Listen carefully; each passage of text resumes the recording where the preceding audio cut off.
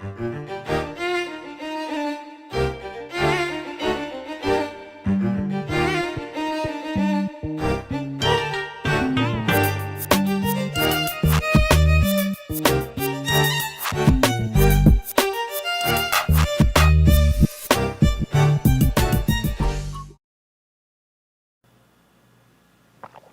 what's up, y'all? Welcome to Game Day, solo game day, again here at Heavy Cardboard. Teach, play, and discuss medium and heavy strategy board games, war games, 18xx. I'm your host today, Edward Euler. Happy to be joined by y'all, the Peanut Gallery. So welcome, everybody watching live around the world, as well as after the fact. Today, a little solo playthrough of Fields of Arle, designed by the Uwe Rosenberg, published by Z-Man Games, Fields Spiele, and like 6-7 other publishers around the world. So yeah. Now, Fields of Arle, 1 or 2 player game. And I thought we had streamed this sometime previously in the years prior. Apparently we haven't. So busting this out today. Now, if you've watched this show for any appreciable amount of time, you know that I am not super keen on a lot of Uwe Rosenberg's games post-2013. We kind of have gone down divergent paths. I will say this, though. Feast for Odin. I don't like it multiplayer. I really enjoyed the solo plays of that. Now, really, Fields of Arle is very similar, solo versus 2-player. And I thought this was fine when I originally had played it, but it's my first solo game. Now, like I said, it's almost identical to the 2-player game. But yeah, so what I'm going to do, as I am wont to do normally with solo games, is I'm going to give a theme setting or an overview setting, give an overview of what it is we're going to be doing in the game, and then we're just going to go ahead and jump into it. So yeah, this is not a difficult game rules-wise. It's not a ton of rules overhead. And I think it should flow relatively smoothly. So without further ado, if y'all are ready, I'm ready. Let's get into Fields of Arle. Welcome to East Frisia. Arle is a small village in East Frisia. Today, only the size of the village church implies its former importance. In the past centuries, the area around Arle stood out due to its excellent farmland. It was said the best flax of all of North Germany grew in Arle. As the demand for this versatile resource grew, the local farmers quickly became rich. The people of Arle had a considerably better life than the residents of any other place in East Frisia. In this game, you can share the fortune of living in Arle with the flax farmers of that time. You can decide whether you want to participate in farming flax yourself or, as a consequence of the increasing wealth in Arle, meet the demand in other areas. You can grow grain, breed animals, cut peat, colonize the moor, or build dikes. You can cultivate forests, run a vehicle fleet, or build workshops and inns. Your biggest task is to build prestigious buildings like the previously mentioned village church. A game of Fields of Arle is played over 9.5 years, alternating between summer and winter. In summer, you can carry out different actions than in winter. At the end of each half year, there's a season-specific inventorying. Finally, a single scoring at the end of the game will determine which player has made the most out of the 4.5 years they had in Arle. Now, towards the back of the rule book, I will say that this is probably the most personal game that Uwe Rosenberg has designed. Its story is set in a village where his father was born and where his parents were married.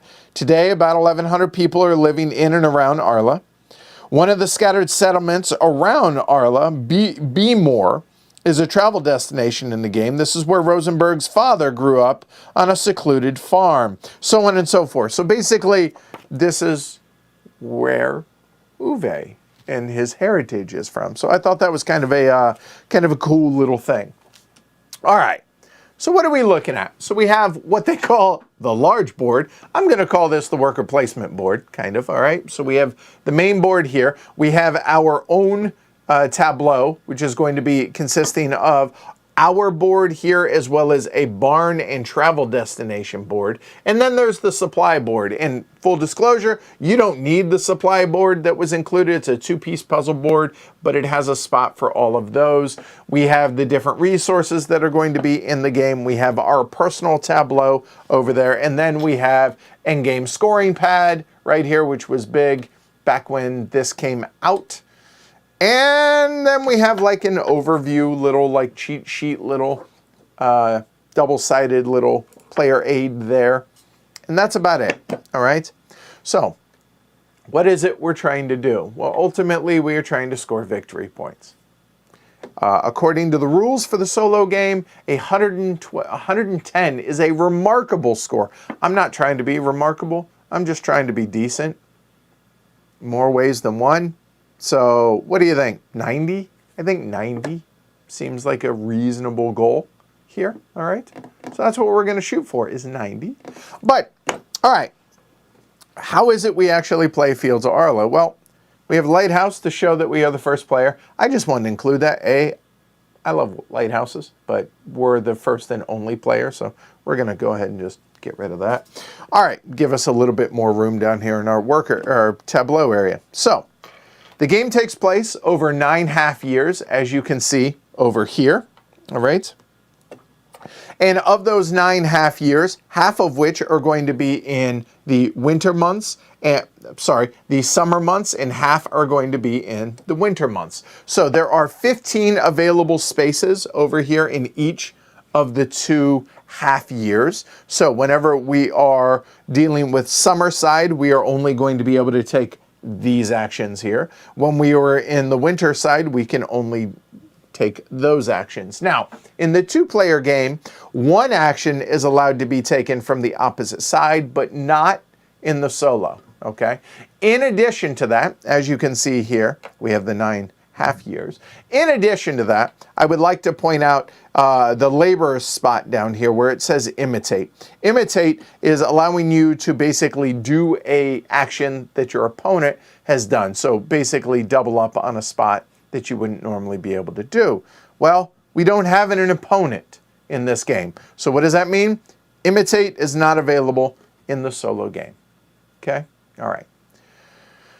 So the game takes place, as I said, over 9.5 years, okay? And each round is going to be broken up into 3 phases. The first phase is going to be the preparation phase, which basically what that means is put your 4 workers on the side where the round marker is. Okay, boom, done. Then there's going to be a work phase. We're going to take one of our workers and put them out onto the various of the 15 spots. And obviously, this being a worker placement or action selection game, you're only allowed to put a worker on each given space once. So once I have already put a worker out here and immediately carry out the action, I can no longer take that spot for this round. So I can't double up, triple up, etc., on a given space. So we do that, obviously, 4 times. In the multiplayer game, we would alternate. So let's say Jess were here and Jess were the red player because it's yellow and red. If yellow or if red is the first player, they would be on top. One action, one action, one action, one action, all the way through, yada, yada, yada. But we're not going to talk about the multiplayer game. So, work phase. Place out our 4 workers, immediately carry out whatever of the 15 actions that we have chosen to take on that given turn. And then, at the end of all of that, there is going to be what's called an inventorying phase, which, I'll be honest, I'm not super keen on the verbiage of that, but the inventory, it's basically get stuff and then feed and heat. If you're familiar there, depending on whether or not it is summer or winter months, we're going to either do this one or this one. And then rinse and repeat, do that a total of 9 times, count up the points based on these things shown right here, and then figure out if it's 2-player, who scored more, if it's solo, did you score enough? All right, that's it in a nutshell. I don't really think that I need to go over the overview in more detail. What I can do and I think this is going to be important to be able to give context as to why we're doing the given things we're doing, is I'm going to briefly go over each of the 30 spots. And now, I am not going to hammer this. I'm not going to go over the details. I'm just going to basically show them. So at the very top, fish traps. So it's going to be about getting food, essentially. And then the peat. Peat is going to be one of the things that we need, one of the available resources in the game. The grocer is going to get us some more resources. And the tanner is going to allow us to turn pelts or fur into leather, as you can see there. Moving on down, the wool weaver, based on these. I guess there is one other thing I do want to go over, I guess a little bit more in detail. Is, for instance, if we take a look at the wool weaver, it says per weaving loom. In the weaving looms, everything starts, all of our markers start over here to the far left. And so as you can see, we have 2 weaving looms, we have 3 fleshing beams, we have 2 fish traps, so on and so forth. So per weaving looms, so we have 2 of these, we can then turn in 2 furs, or 2 wool, I believe it is, to be able to get those things, which are going to be victory points for us, as well as goods that we're going to be able to turn in a given action. Now, as we move down on all of these things, the master spots right here are going to allow us to, this is going to be the main way that we're going to advance these various tracks. So when let's go ahead and talk about that to be able to begin with. Let's try that there. The master spots, it says per workbench, go in and advance these tracks, as you can see right here. Well, we start out at the 2. So we have 2 workbenches. If we were to take one of the actions here and go there, it would allow us to advance 2 of these tracks. Important note, you are not allowed to advance the same track twice in a given action, and you must pay the associated resource as shown on the left-hand side of whatever track it is you're going to up or move up. Obviously, you cannot go past the end of that track, etc., etc. All right, so I think that's good enough. On second thought, I don't think we need to go over all of the details. A couple of things that I should point out, though, is we have peat available to be able to cut on our board here. We have all of the resource markers over here. We start with 5 food, 4 fur. It's not fur. What is that? What resource is that? I want to get these right. So a moment. Because we're shearing sheep. Wool. That's it. It's wool. All right. So 5 food, 4 wool, 3 flax, 2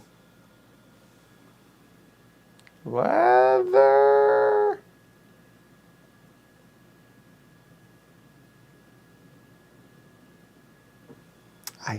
Leather or furs. Grain, and then an additional food. Our track goes up to 15. You can never have more than 15 of a given resource, except for food. You have 2 of those, so theoretically you could have up to 30. There we go, good enough. Let's rock and roll. So, our goal, we're gonna call it 90 points to be able to begin with, and over under on Glory to Roams, because they don't use that terribly much during solo, we'll say 2.5. Place your bets now. So over under or 90 points.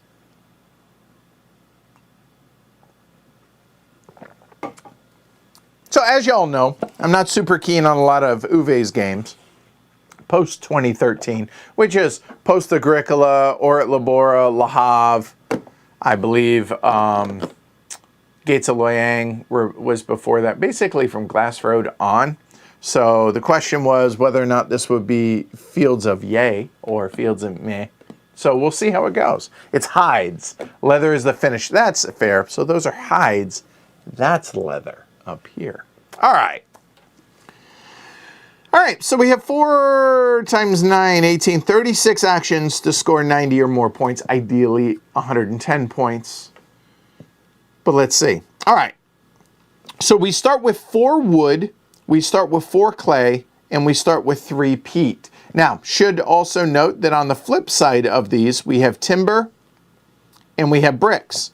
Bricks can always be used for clay. Timber can always be used for wood, so you can use their lesser version. And peat, unless it says, like from the peat boatman, to take peat from the supply, you must have it from over here on your board. Now, at the beginning of the game, I only have access to 4 peat, but I will have to be able to flip these over through various actions, which then will seed more peat. And then once we have cleared the peat, it will give us more room to be able to build on our board. One other thing I should point out is all of this land that we have up here, we have little dikes that you can see here. And I suppose we could go ahead and show that. We have dikes. So these two are available land spaces to be able to build on, to be able to put fields, more like these, to be able to put forests, to put buildings on them, so on and so forth. But all of these up here and moving further up are all flooded. The way you keep those from, or how you reclaim or claim the land, is we're going to move these up.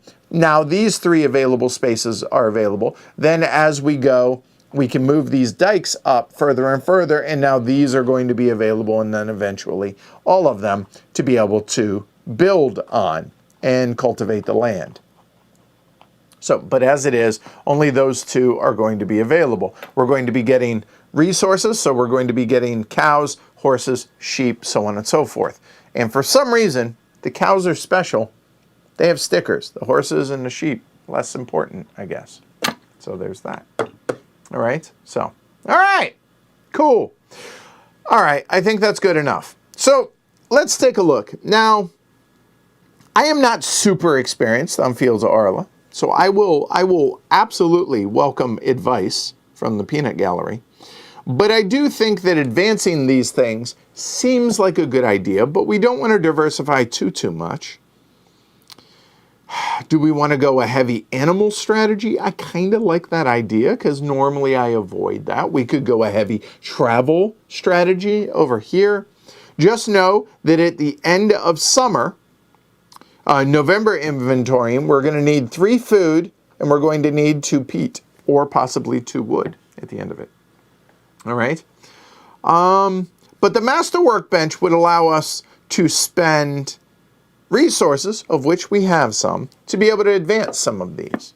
Now, we have 5 food, we're going to need 3 at the end, and we need 2 peat, which we already have, so we're actually okay, depending on what it is we're going to do.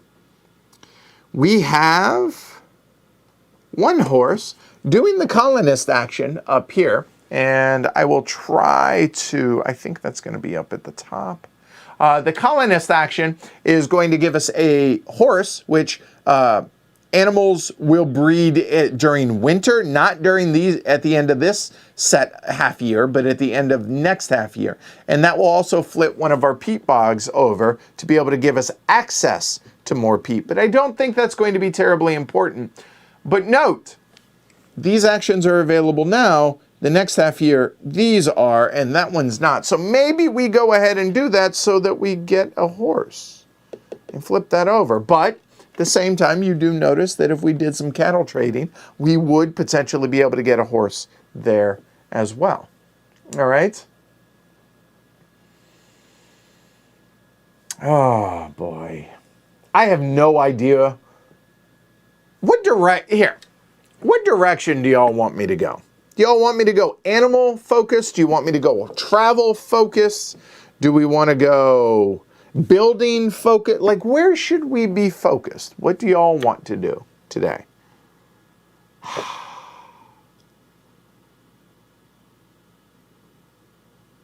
I don't know. I didn't have a plan coming into it. Now, the dike builder would allow us to get either a cow or a sheep, and per shovel pair, which is going to be 1 shovel pair, we could advance the dike by 1, which would then give us spot for more land, right, available. I don't know. I usually avoid animals in a lot of Uwe games. It's not really my thing. It's not normally where I focus. So we could. The cooperage would work well for that. So take a look here at the cooperage. The cooperage, if we were to get this building later on and we have 5, 10, or 15 animals, that would allow us to bump all of our resources 1, 2, or 3 on the tracks. That seems like a great thing to do later on when we have a ton of animals. So that would be kind of interesting. All right. All right, so let's see. Genway says animal. Chip says travel focus. However, I've never won the game. So I think, Chip, we need to take that with a grain of salt. Marbrum says travel slash building. And Ben says, sounds like we're going to go travel focus. All right, so traveling is going to require us to get vehicles in which to be able to travel, but also we're going to need to get goods to be able to exchange for food. So, okay. So less animal focus, okay. I'm good with that. So getting a vehicle. So let's see. A vehicle would be, spend 2 food to be able to get a vehicle, and then we would need a bunch of wood, and possibly a horse, which we have. 5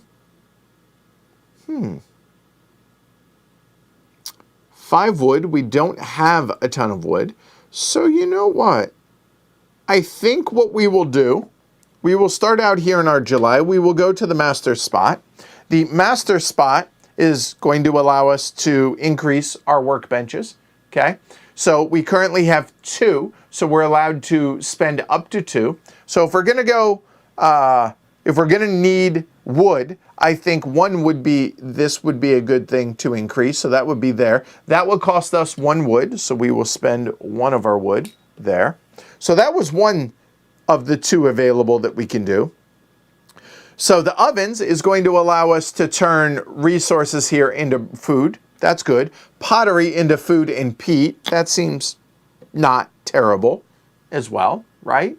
You'll notice also shovels and shovel pairs will allow us to increase our dikes here, as well as being able to get more clay. So I think getting clay and getting wood early seems like a good idea. So the clay worker here and increasing our shovel pairs, I guess, is what I'm trying to say. So the other things, let's go ahead and keep moving, looking at these. So getting peat, which we're going to need for heating at the end of the year, but I think we're in a good spot right now. That allows you to cut that many. Cutting means I have 4 in which we can cut right now. As we flip over our peat bogs, these will reveal 4 more on them. But you have to have the available peat to cut. So not terribly important right now, I don't think. The butcher is going to allow us to turn animals into food and hides, and if they're cows, extra food, but probably not going to be a focus. The weaving looms allows us to turn flax into linen, which points, as well as going to help us for 1 of the travel spaces. 1 and 1 only. So I don't know that the linen weaver is going to be really important to us. All right. Next is going to be the fleshing beams. Now, the tanner here, that is going to be important because a lot of our travel, especially the larger travel, so Emden, Lear, and Bremen, there, as well as Auric, those spaces all are going to benefit from having our fleshing beams increased. So that might be a really good second option as well, okay? And then finally, the fish traps, that's just straight up food at the very top.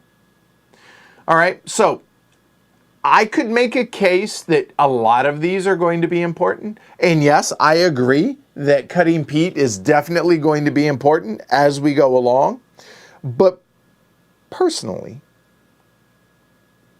I think the tanner you can make a case for, or you can make a case for the shovel pairs. So I think we go ahead and do another of the shovel pairs. So we'll go ahead and increase that 1 there, shovel pairs and shovels respectively, depending on which one we're talking about, which action space. That's going to cost us 1 wood. We're down to 2 wood. And that was our first of our 4 actions. All right, done. So next, I think we go ahead and head out to the woodcutter.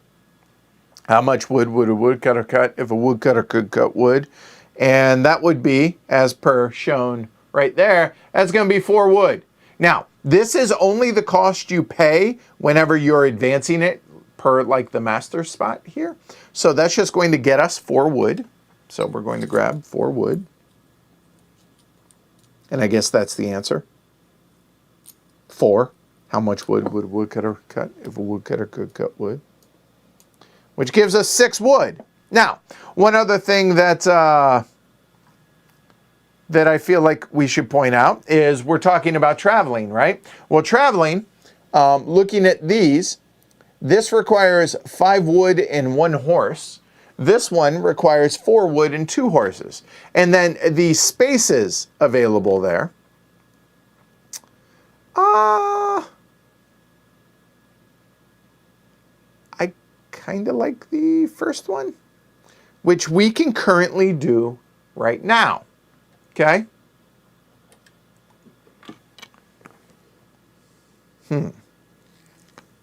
Now, one other thing I should point out is at the end of the, during the inventorying or the end of the first half year or all of the summer years, we're going to get food from animals we have. Not going to happen this year. We're going to get grain for each of these fields. We're going to get flax for each of these fields. And we're going to get wood from every forest that we have.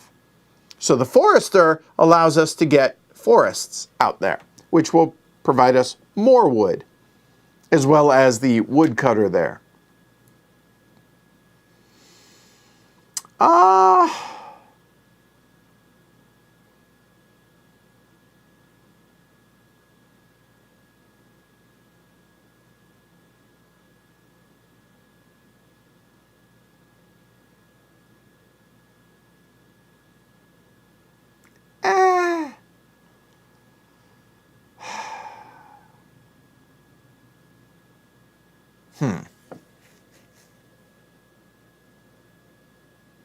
Oh, the tea. This is oh shoot. What's the one that has a little bit of cherry type? I've had it a bunch on I can't think of the name. And the backup one, which I actually need to take that out. The backup one is orange pico, orange spice today. Okay? All right.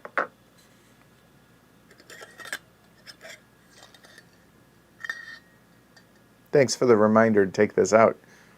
It wouldn't be drinkable otherwise. So, good call. And now this will stay hot until tomorrow. All right.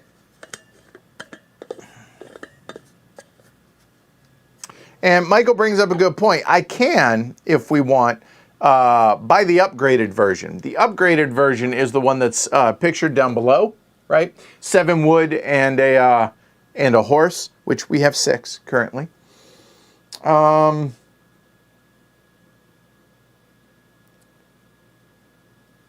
Theoretically, there is a way to get more wood if we want it. That's actually kind of interesting. Do we? However, we can't always get the warden, which takes an action but flips it to the other side. All right. Oh, what do we do? What do we do? What do we do? We have a ton of wood, but ideally, 1 more would have been better. We could plant some forest, which would get us some wood at the end of the round,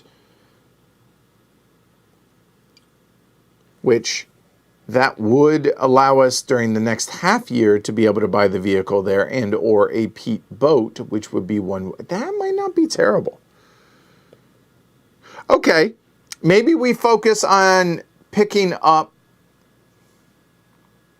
the vehicle next half year.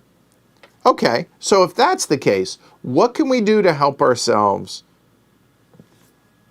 I think one thing we should look at are, since we're going to focus on travel destinations. So these are all the travel destinations. You must do one of the things that's pictured on the given destination. You may do as many of those that are pictured as you wish, but you can only do the given thing once. So, for instance, take a look here at Norden. Norden says you can Norden It ain't Norden. Terrible joke. Sorry, moving on. A sheep will get you 4 food immediately, but you discard a sheep. All right. In addition to that, you could discard a peat boat and get 5 food. That would be, if you did both of those, that would be 9 food. And get rid of a woolen jacket, which the woolen jacket you can see is the upgraded of this right here. That would get you 7. So potentially up to a total of 16. Check that math. 3, 2, yep, 16 food for Norden. And that would actually go onto the cart. And then afterwards, we would flip it over onto the trail side, and the trail side would then come over here, which will be a cool way to be able to score up to 10 points at the end of the game, plus all the food that you will have gotten there as well, okay? So hopefully that makes sense. So, what do we do? Well, clay is going to help us get food. Clay is also going to be things, and wood and clay is also going to help us get these buildings as well. So getting clay, now that we've upgraded our shovels here, that might not be a terrible idea. Another option is possibly the dike builder. The dike builder would get us a cow or a sheep, which that's going to be helpful for the butcher, which we're going to want fur, or we discussed this already. They're not furs, they're pelts, whatever. And food, which is then going to be able to be used for the tanner up there. And that also allows us to move our dikes up further as well. Ugh.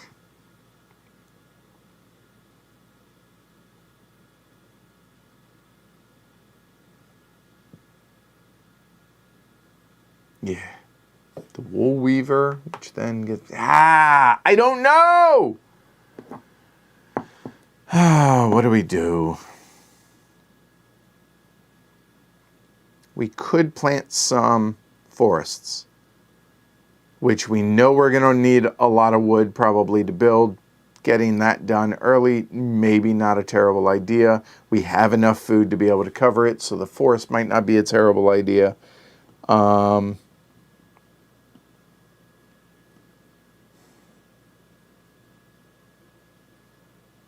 I want to do everything. Obviously, I can only do 2 of these.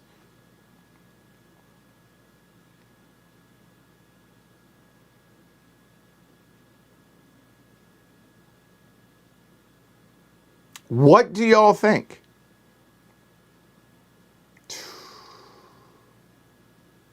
So I'm not worried about those buildings. I'm looking at buildings now, and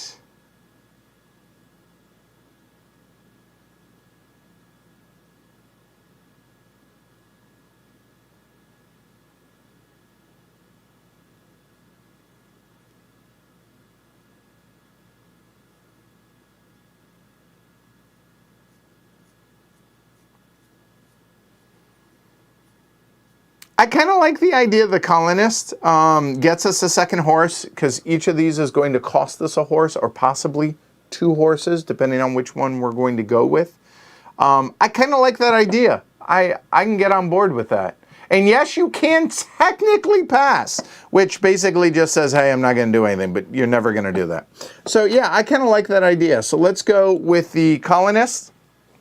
So that's going to get us another horse here, and it's going to allow us to flip one of our peat bogs. So take a look here. First off, we'll go ahead and flip the peat bog there.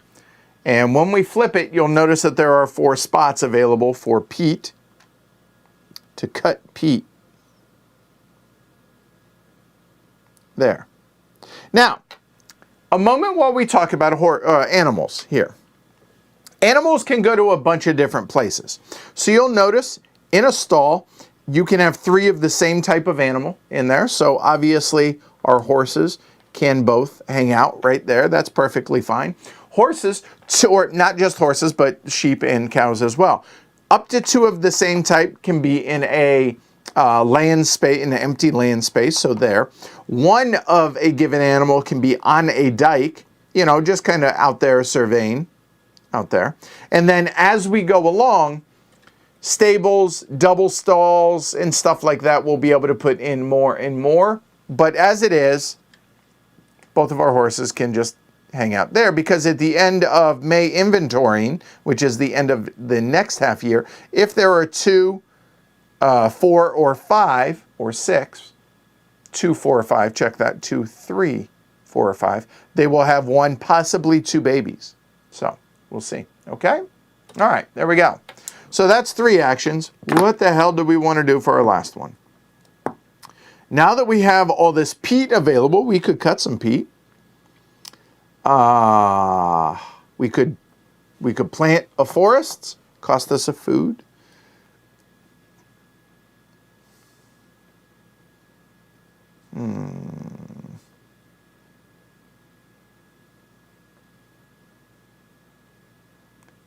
We've already established we're not going to build a vehicle yet until the next year, so we don't need to worry about building.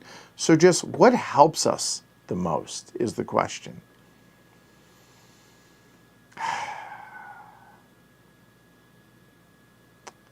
We could cut 3 peat of the 8 that we have.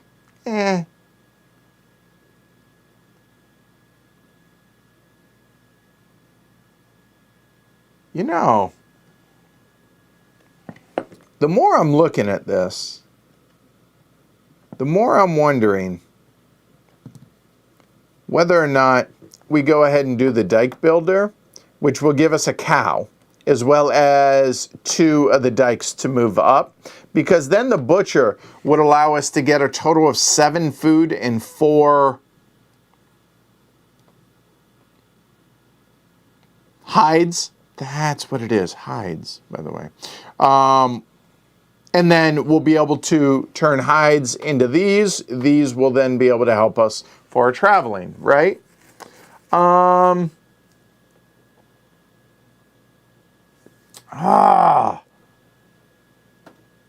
feels like a pretty good idea.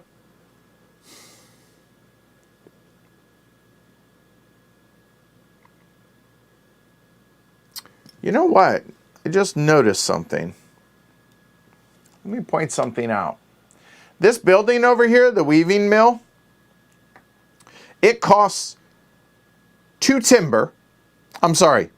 It costs 2 bricks. So we need to upgrade clay to bricks. So we need 2 bricks and either 10 flax or 10 wool. So if we get 1 time, we get that, and we get to bump our weaving looms plus 2. Now the weaving looms don't really help us much over here because that's not really what we're going to focus on, but being able to get those potentially for a lot of wool, I don't know, am I worried about things I shouldn't be worried about?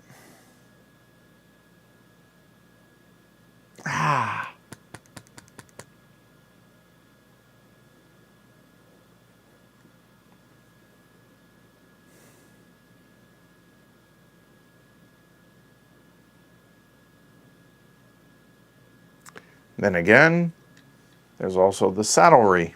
Costs 2 timber, which is the upgraded wood, and 3 leather.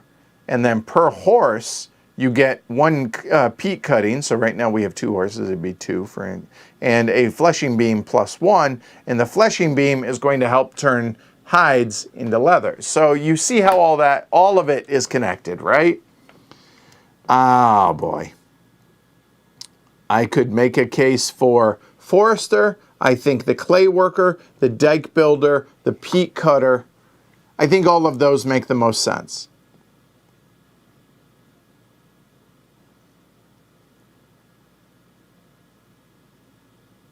Do we do, if we were to get the clay,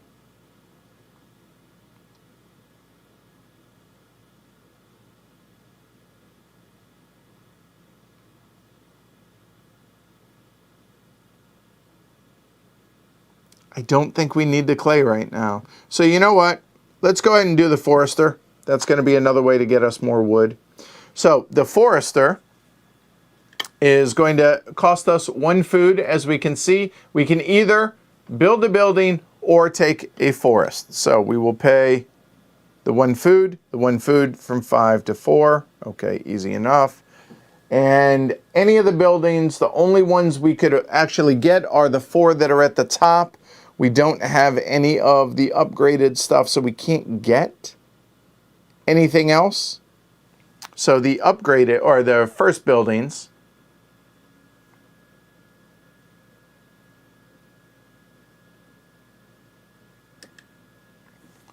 are these 4 buildings up here, which that allows us to pay 1 brick and 4 food to turn a stall into a stable. We can do that as many times as we want throughout the game. This turns 2 wool into a clay and 1 peat cutting, so for every 2 that we turn in. Turns a grain and a peat into 3 food. For schnapps distillery, that actually seems like a not terrible thing. And then 3 flax gets us a linen and 1 peat cutting. Oh, and they're also worth a point apiece. Meh, to be honest. So I think the forester is the way to go. So we will go ahead and grab a forest, put it down in an empty spot, and boom, done. That's all 4 of our actions. So now that is our actions, let's go ahead and look at the inventory. If we had 2, 5, or 8 sheep, we would get 1, 2, or 3 food. Same with cows, we don't. We have 1, 1, and 1, which is going to give us 1, 1, and 1 respectively. So let's go ahead and do that. So we have 1 grain, boop. We get 1 flax, boop. And we have wood, or a forest, that's going to give us a 7th wood, boom, done. Then we need to pay 3 food and 2 peat if you have it. For every food that you do not have, then you may pay 1 grain. If you do not have grain, then you may slaughter 1 animal of your choosing. But you cannot slaughter an animal instead of paying food, and you cannot pay grain instead of paying food. It must be done here, and then here, and then here in that order. Same goes with the peat. You pay 2 peat. If you don't have it, then you may pay 1 wood. For everything that you cannot pay, you lose 2 points. That's going to be shown as the supply bottlenecks. You just put a little slash right here, and that's going to be a -2 for everything that you can't do. But as it is, we have 3 food, so it's going to be 1, 2, 3. We have enough peat. That will go back to the supply. Boom, done. That will move over to the to the winter side. We will get these 4 out here. And we are 1/9 of the way through the game. Now, obviously, it's going to pick up the pace from here, but there you go. Okay? All right. And yes, a big thanks to Martin. He's the one who got me the pointer, so this has come in really handy for a lot of this, so I appreciate that. All right. Now what? Well, we now have 7 wood. So 7 wood, and we have 2 horses. We could actually get any of the 4 vehicles. We could get some of the really large vehicles if we want to.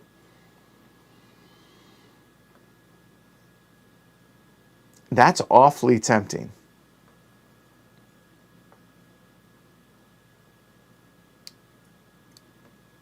That is awfully tempting. Do we do that to start with?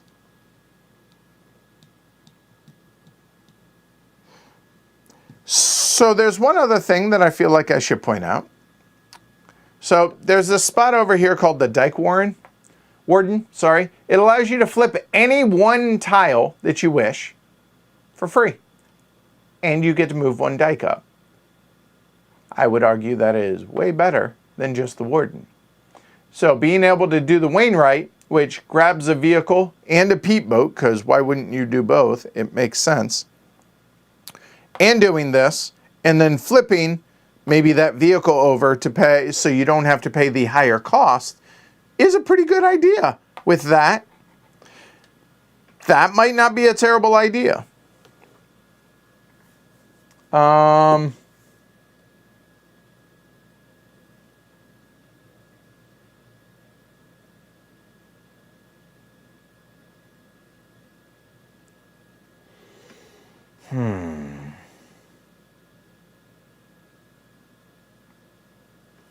Losing my horses kind of sucks before they have babies.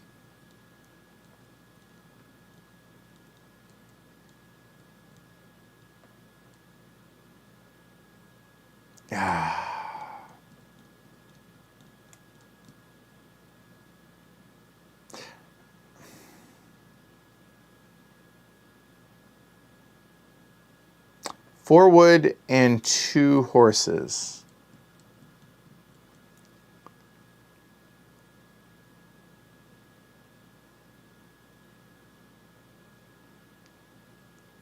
Then we could get rid of... Oh, we could so do that. And that gets us a ton of food.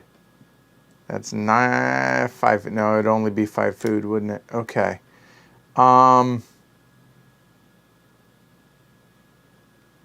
Could be 9 food.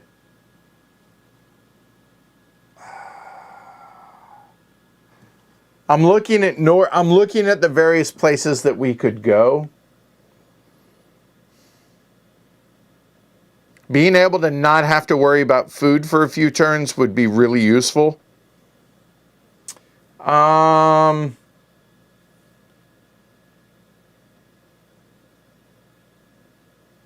Maybe this is overextending ourselves a little, but we're going to take the guy that looks like a chauffeur, because that seems appropriate, seeing as going to take the Wainwright action. So we will go ahead and get a vehicle and a peat boat. So what does that look like? All right, well, let's look. First off, the peat boat is going to be there. So it's going to cost us 1 wood. Okay.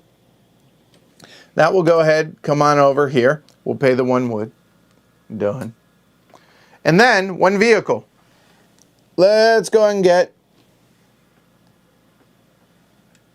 the big boy, 1. So it's going to cost us 4 wood and 2 horses, as you can see in the bottom right of that.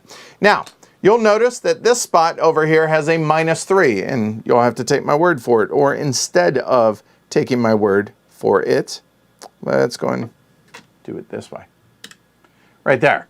Now, the rules say that the first one you place, you can cover that up. So there we go. We will cover that up. Boom, done. So we now need to pay our 4 wood. So 2, 4 wood, and our 2 horses. Now the horses theoretically can't be used for breeding anymore because they've been spent to be for the carriage. So that's why they're there. Okay? So those go back into the supply. Done. Our second action, we'll go ahead and go and use him for the Dike Warden action. That will allow us to flip any 1 tile that we want, that we have, and then 1 dike. Now, we could flip the peat bogs, anything that has that symbol on it. So if you take a look, so we could flip that. We could flip our stall, for instance. We could flip our forest, etc., etc. But we could also flip both of these. So why don't we go ahead and flip that one? There we go. Boom. So now that's going to be a 4 spot or a 2 and 2 single spot things to be able to fill up. So we have now flipped 1. And then in addition to that, we're going to go ahead and move that up to there because Dike Warden. And now these 3 spots in addition to that are now available for us to place stuff down. Cool. All right. So one other thing I should point out. Anytime you see this gold arrow right there, that gold arrow says you can do as much as you want, anytime you want, rinse and repeat. So that says you can turn in 1 peat for any of the 5 basic resources, which are these discs here. So you can turn a peat into anything that you want to turn it into, as long as you have that peat boat. But there's a very good chance that that peat boat is about to disappear, because if we go to Norden, that would get us 5 food. If we were to get a sheep, that would give us 4. If we were to get a coat, a wool coat, which I don't know of a way for us to be able to get that wool coat right now, so probably not going to happen.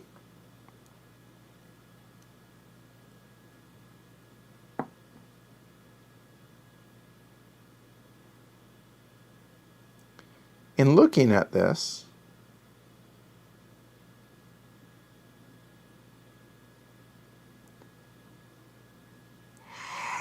we done that. So I think next half year we're going to go to Essence because we're going to be able to do all of that for 10 food. So maybe we don't worry about traveling this year or this half year. All right? So I think because we have that, we have plenty of grain and we'll be able to get those in the weaving looms. So I think we'll be able to get 10 food. So I don't think we really need to worry about that too much. Now, we do need 2 food for this round. Now, you noticed we could go to Be More, turn in our 1 peat that we have, and that would give us 2 food. That might not be a terrible idea. You know what? Let's go ahead and do that. So you may travel at any point on your turn. So we're going to go ahead and grab Be More. We're going to put it on there. When you do that, we're going to immediately spend whatever it says there, and you're going to immediately get that food or whatever it says. So that's going to go up there, and then now that we have done that, we're going to flip that over to like so to show that we have done that, and that will be ready to rock and roll. Okay? All right. So that is spent. All right. So now,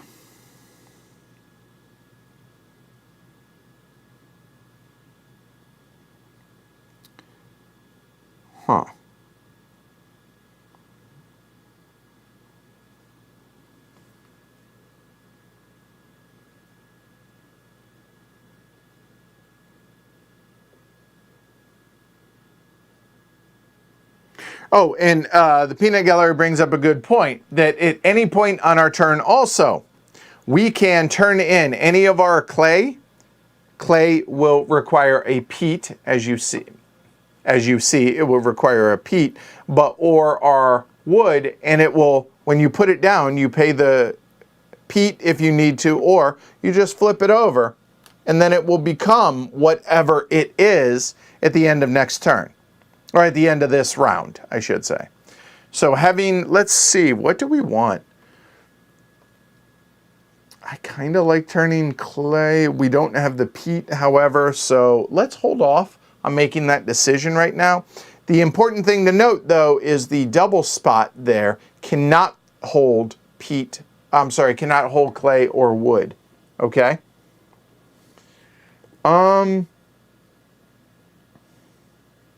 So we don't have much by way of an engine going right now.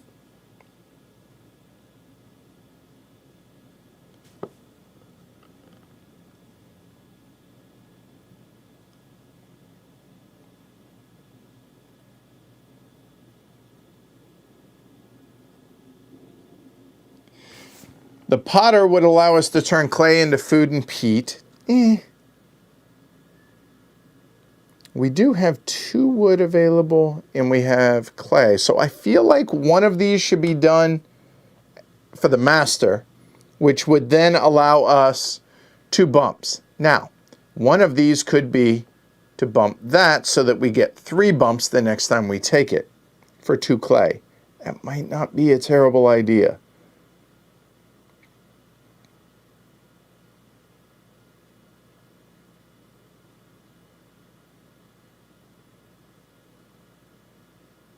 Let's do it. So I'm going to spend 2 clay to bump the workbenches 1. And then for our second one,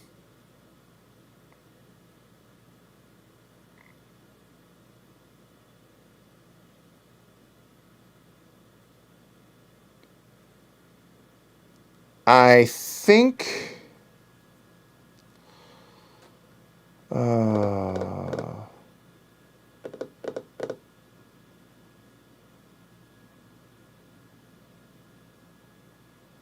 do we stick with wood? The master spot you get immediately? Do you?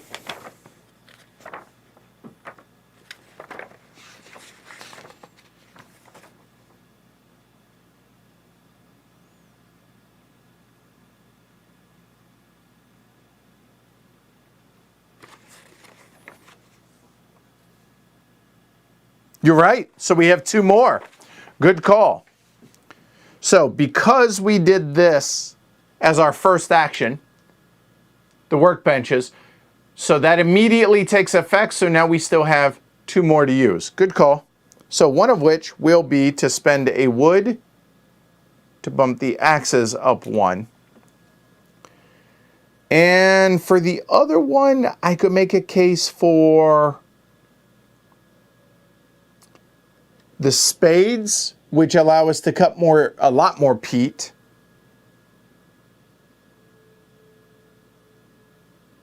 Or the shovel in pairs.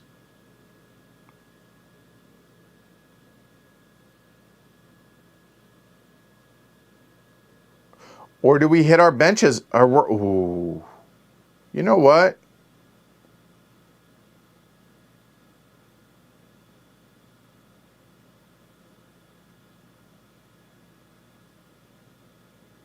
We don't need to heat. We only need to feed.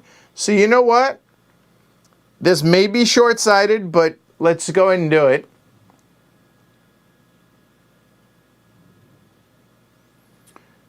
We can't do it again. That's right. We can't do it again. Can't do the same one twice. Never mind.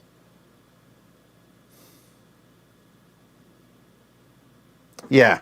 We'll do the shovels and shovel pairs again and spend our wood for that. So that's our 3. Yep, good call. Okay, I'm good with that. So we have 1 action left. We have our 3 food that we're going to need. We will not need any heat because this is actually May inventorying, so we're going into the summer months. We're not going to be able to get a pair of animals, unfortunately, but if we were to get a sheep, we will be able to shear that sheep. Do we want to do that?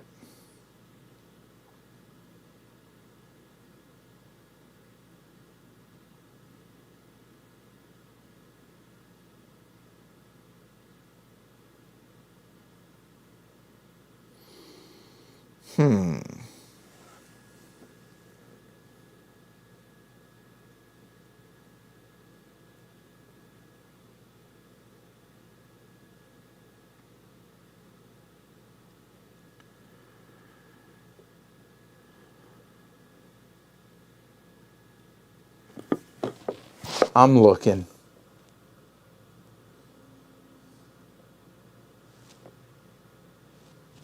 Feel free to chime in.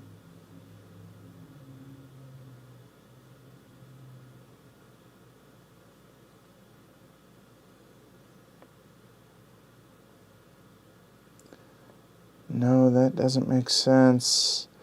I'm kind of working my way up.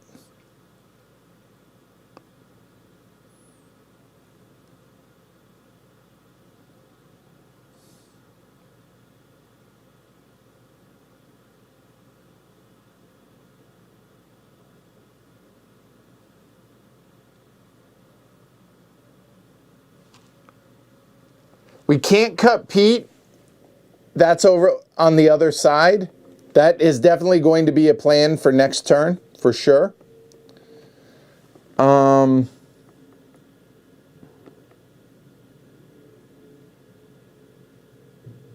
we could go up there and we'd get 4 peat from the supply, but I guess we could.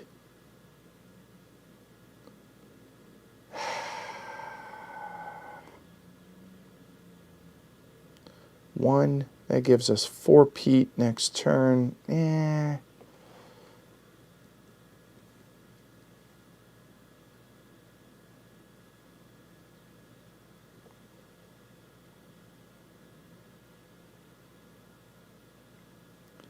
would allow us to turn 2 into that, but I don't see the point of...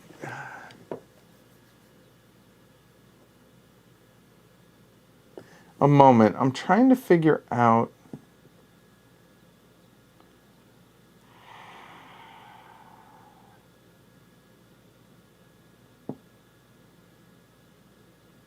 No.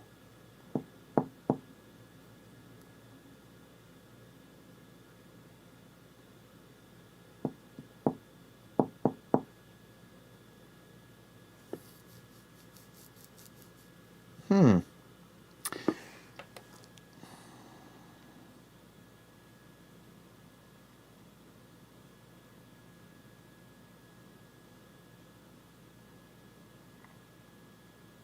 waiting for y'all to chime in on ideas. Have a good one, Chip. Welcome, everybody.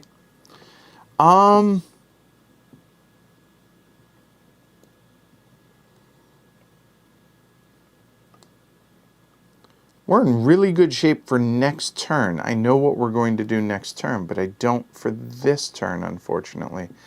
I think I do want something that's going to get us a peat. I'm actually looking at the grocer as an idea, just because that's going to get us more and more resource. I think, yeah, you know what? We are. We're going to come up here to the grocer. The grocer is going to allow us to cut one peat. It's going to give us an animal of our choice. That's going to be a sheep, a wood, and a clay. So we'll go and cut this one. It's going to be a wood and a clay, and that's going to be a sheep as well. Try and make best use of this turn. And then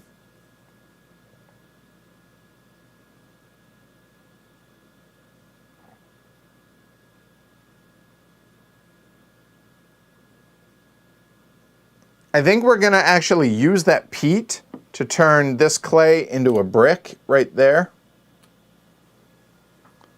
And as an anytime action, I think that's okay. I think that's good. What's up, Meeple Pete? Kevin, Lars. All right.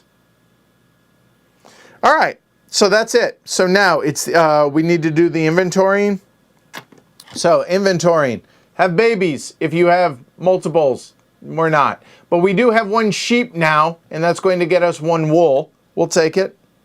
So that's now up to 5. That's good. Cool. And then we owe 3 food, which we know we have. So we're good there. Boom, done. We will advance that to round 3.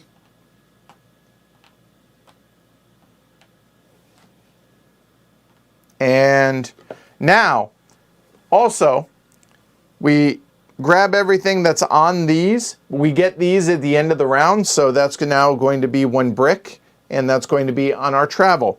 And our travel is going to go ahead and, hey, there we go. We've covered our first spot on our travel track. Boom, done. Cool. Okay. So that allows us to get 2 of those. That's going to get us that, that, and that. Yep. Action number 1 is go ahead and head up to the wool weaver. The wool weaver, per weaving loom, we have 2 of those. So we're going to turn 2 wool and get 2 of those. So 2 wool drops us to 3. We're going to grab 2 of these. These come into our supply like so. Done. Our second thing is now we're going to go ahead and travel. Okay, so the traveling is going to be to Essence. So we're going to go ahead and pay 1. Why can I not remember what that is? A hide. We're going to pay a hide, we're going to pay 2 grain, and we're going to pay that. One of the rolls of wool, which is going to be a total of 10 food. So we go down 1 hide, we go down 2 grain,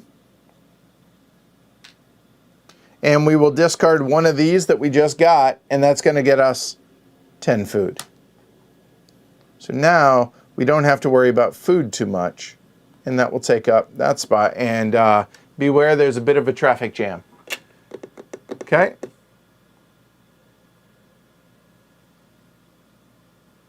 Okay? Cool? Cool. All right.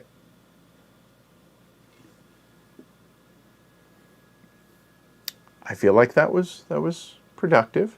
All right. Okay, the refined wool is woolen. Thank you. All right.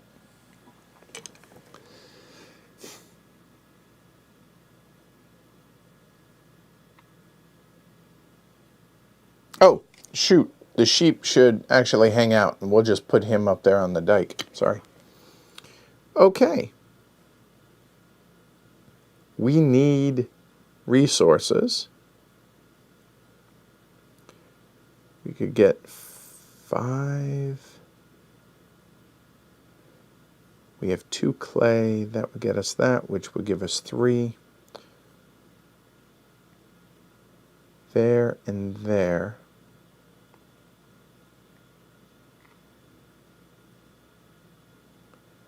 There's that. There is that. 1, 2, 3. I think that's where we go. All right. Action number 2 is going to be the woodcutter. That's going to get us 5 wood. Go ahead and keep it, because the next action is going to be the master action, which is going to bump that one there. That's going to cost us the 2 clay.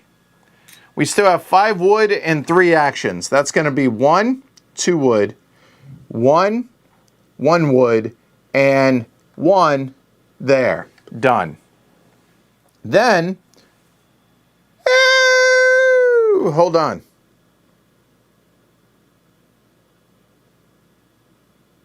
Maybe not, because we don't have food.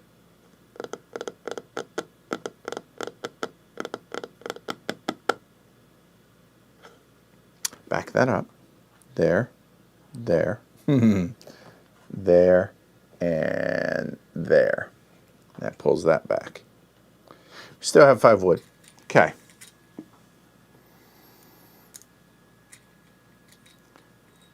Needed 1 more action to be able to do all that.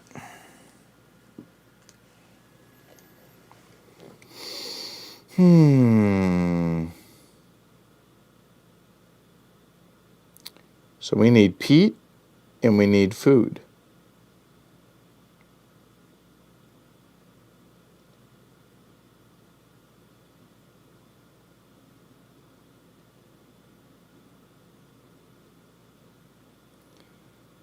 That would get us 1 food. That would give us enough food. And that would give us a second sheep. And then we cut peat and we're good. It's not ideal.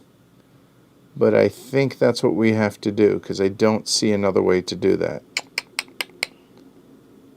Yuck. All right. We will go ahead and cut peat, which is going to be 3 peat. We'll grab those. And the last one, a spot I never thought I was going to use. I don't see a way. Oh, sure. Remind me, Red Eye Ghost. I can do that.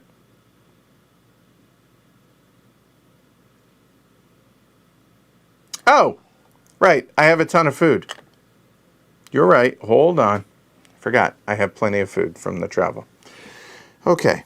So now we have everything we need. So now actually I can do the master. So maybe I do that first. I think that makes more sense. You're right. I forgot I had the food. Put the 3 peat back. And instead, she will be the master here, which I didn't pull my 2 clay back, so there. And now we have 3 more. That's 1, that's 2, and that's 3 wood. There. And then we will go and we will cut peat, and then we'll take 5. So we'll go 4 here and 1 there, and that gets us 5. And because that's empty, we now get rid of that -1. That's out of the game, and we have a couple more spots for building. That's what we meant to do. Okay, so now we will go ahead and get what we need. That's right.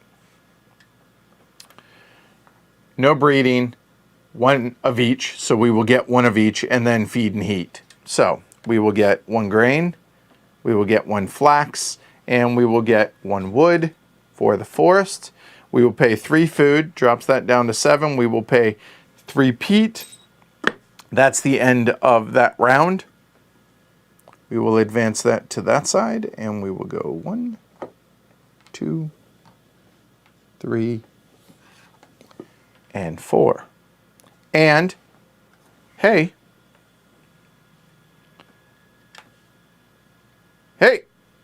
we're on the board. 3 points. All right, cool. There we go. All right. That's a little bit better now. So we have, let's take stock, or dare I say, inventory of things. We have 4 wood. We have 1 brick and 2 peat. Okay, so total brain cramp here. Help me out, y'all. How do I get the upgraded, the clothes? Like the leather clothes, the woolen clothes, the linen clothes? I'm trying to see, now I know I can get 1 there from the weaving mill, but I'm trying to figure out and trying to think, where do I get the clothes from? I can get a leather clothes from here, but what am I missing?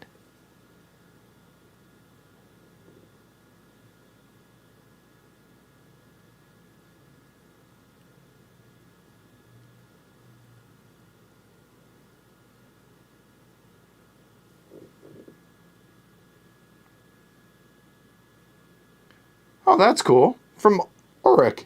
We'll come and visit here eventually. All right, there we go. Oh, you're right. And I could have upgraded 2 more resources, which I would have. So this would have been there. So that's going to be the upgraded versions. There we go.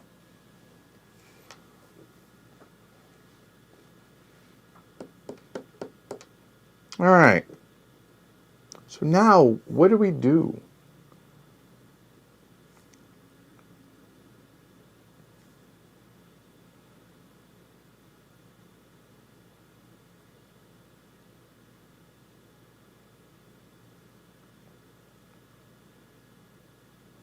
If we were to somehow be able to get 5 flax, how can, the only way we get flax is by putting down more flax, by planting more.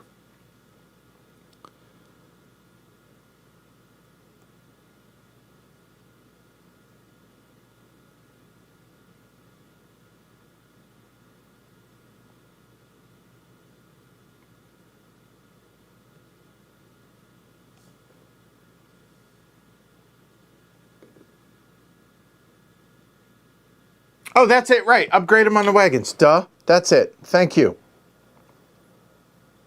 Total brain cramp. Could not remember that. Thank you. All right. So we currently have 1 hide. I would like to get 2 more hides. So if we did that, and that,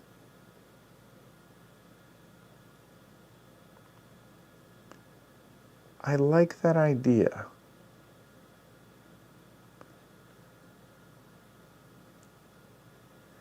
So we currently have 2. We need more wood. For no. So what I'm thinking, call me crazy, if we were to go to the cattle trader, and then we went to the butcher, and then we went to the tanner, that would then allow us to breed our sheep at the end of the round.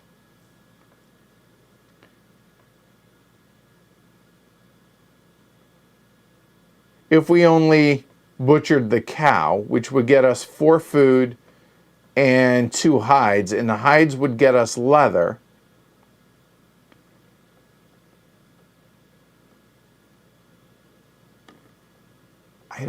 Is that too short-sighted is the question, though.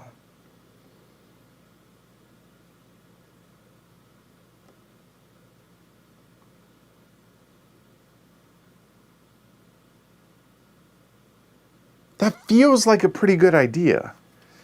And then next turn, we actually get another vehicle to be able to do so. Which we need horses to be able to do that. We could get a horse. Yeah.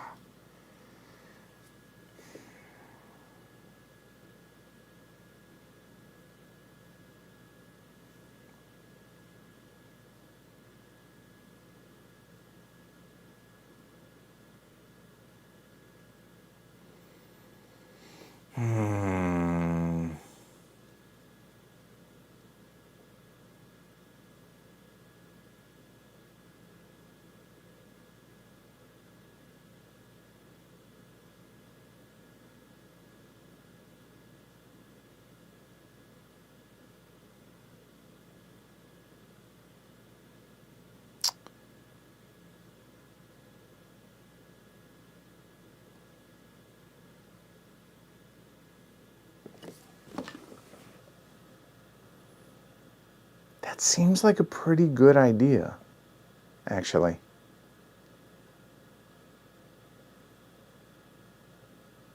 In the other eye, oh.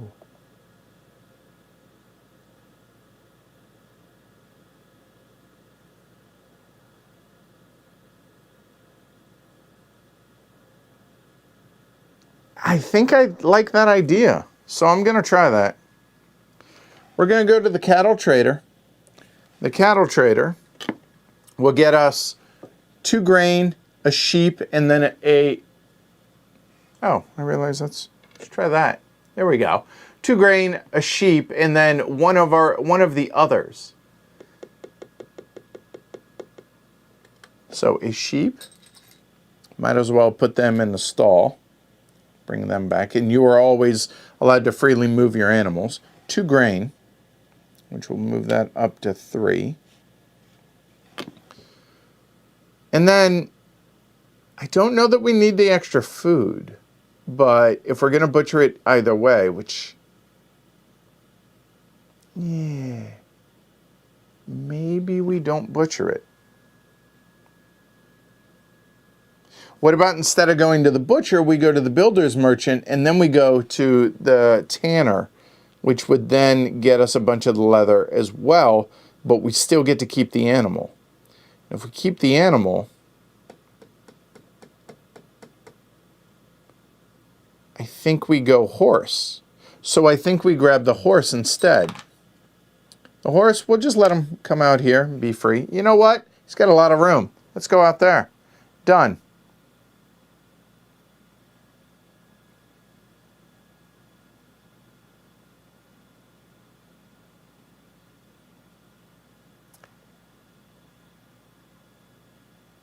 Yeah. All right. So now the second action is going to go into the builder's merchant right there, which is going to get us 2 hides, an unrefined and a refined, right? All right. So 2 hides gets us up to 3 here. And then let's go...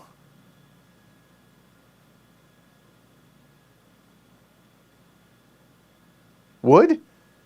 I don't see a reason, since we have the upgraded.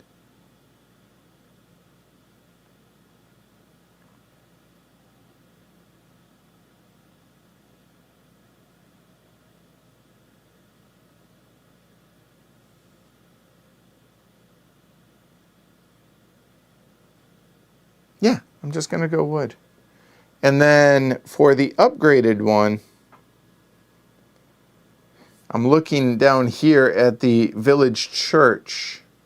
That would be awfully nice. As does the junk dealer. 2 different ones and 9 food. That... I will actually take the upgraded. So I'll take the brick there. That's 2 actions. Third action is to go up to the tanner. And the tanner says per fleshing beam, which we have 3 of them, turn those into leather. And that's what we're going to do. So we're going to take all 3 of those. By the way, these all have stickers on them. And I have not done this, but I highly recommend anything that has stickers on it. Get some clear nail polish and just nail polish the edges of your stickers. Permanently keeps them from like unsticking, which I'm noticing a problem on this. So just helpful little thing. So that'll be 1, 2, 3. Done with that. So now we have 1 action left. We still can go ahead and load that stuff up. Now we can load it up with either the woolen or the wool. I guess woolen to make a woolen jacket or clothes, or the leather to upgrade to a leather clothes. We could do that. In addition to a short travel, if we wanted to, or upgrade a resource, and we'll probably upgrade one of the wood as well.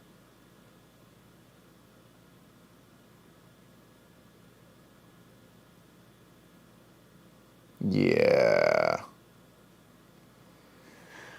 So, what do we do with our last action then?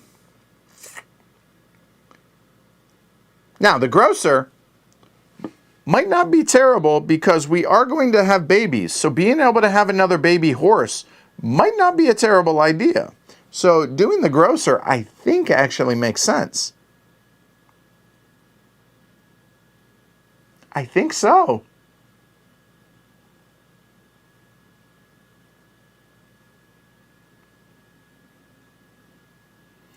I like that idea. So we'll go to the grocer. The grocer. There. One peat cutting, an animal of our choice, a wood and a clay. So a peat cutting will be one of those. Cool. So we're good for food and peat next turn, this turn and next turn. A wood and a clay.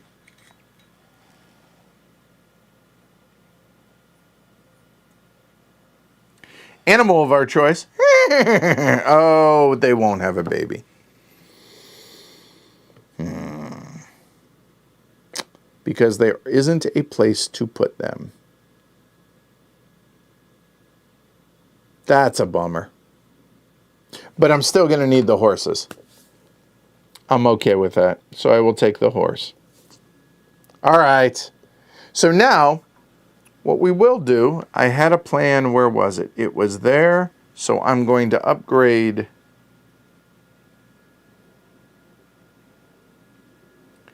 that. So that will go into our barn, which that's the flip side of the woolen.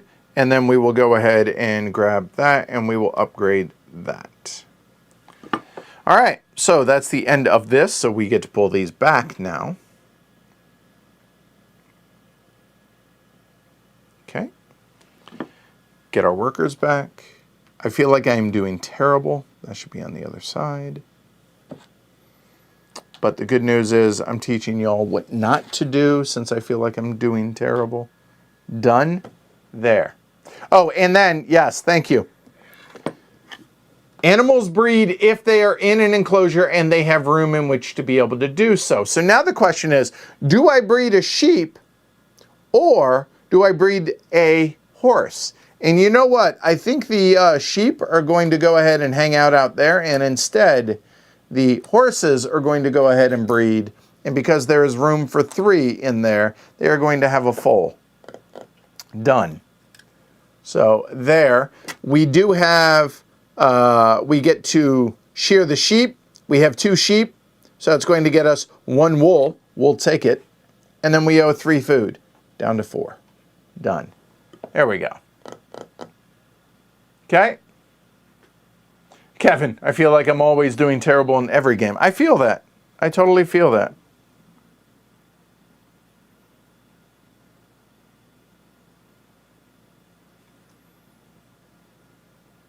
Okay.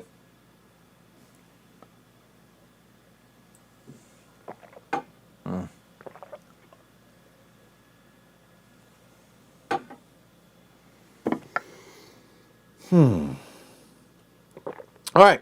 So we're good on food, and we're good on peat at the end of this turn. However, let's take a look at the traveling, since we're in agreement. That's kind of what our focus was. So we have the coat there for Emden. We also have the coat there for Norden, and we do have the peat boat, and we do have a sheep. So theoretically, we could get 16 food there in Norden. Norden? Never gets old to me, I'm sorry. We also have everything for Auric. Unfortunately, we do not have double the vehicles, but hold on.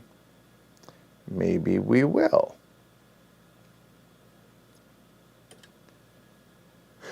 Action 1. Let's go ahead and get us 6 wood. What is that? That's that'll be 6.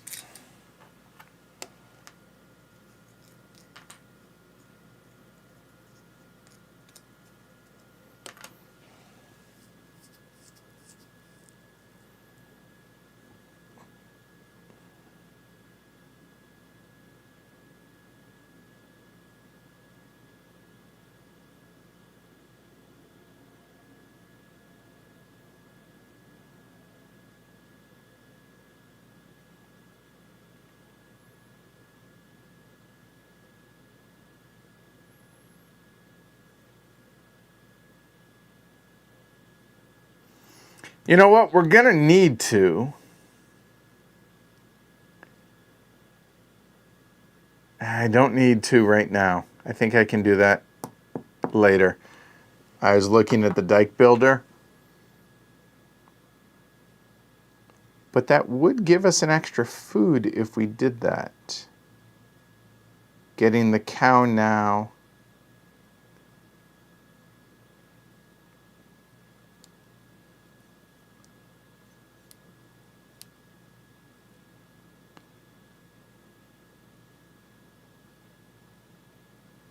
We could also get the junk dealers in.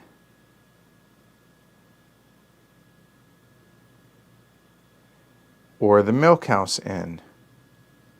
Okay. Let's go ahead and do the dike builder. Okay.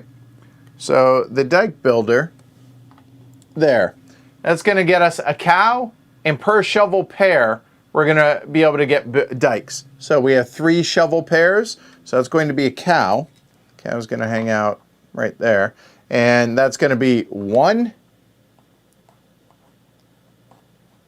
2, and 3. Now we have reclaimed all of that land.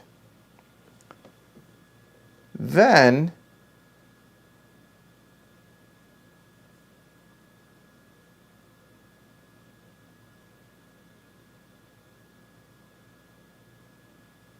we could build.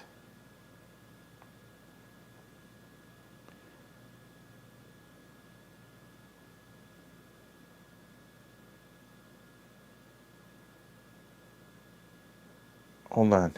If we build, that's 2 cows. We don't have enough peat. Get another oh boy.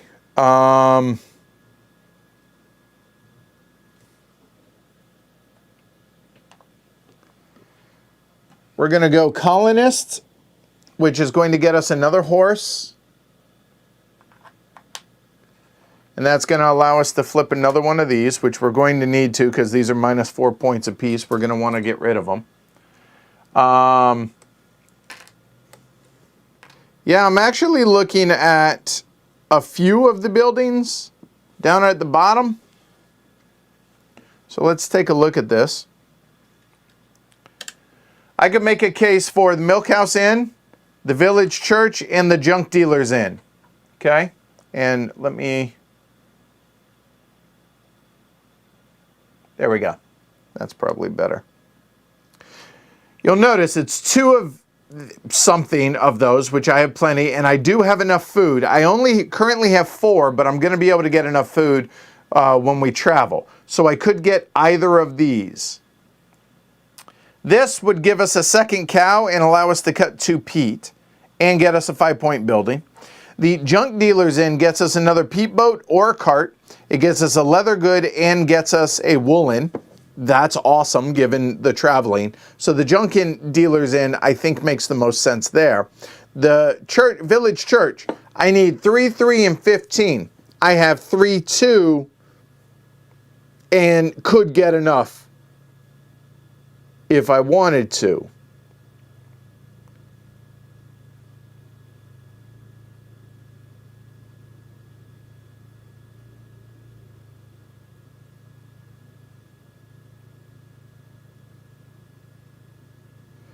And that would get us that vehicle.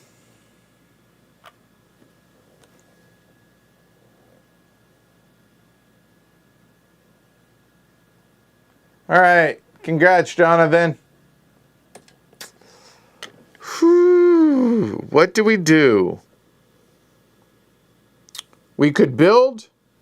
We could purchase a vehicle, although I think it makes more sense to get the vehicle over here instead.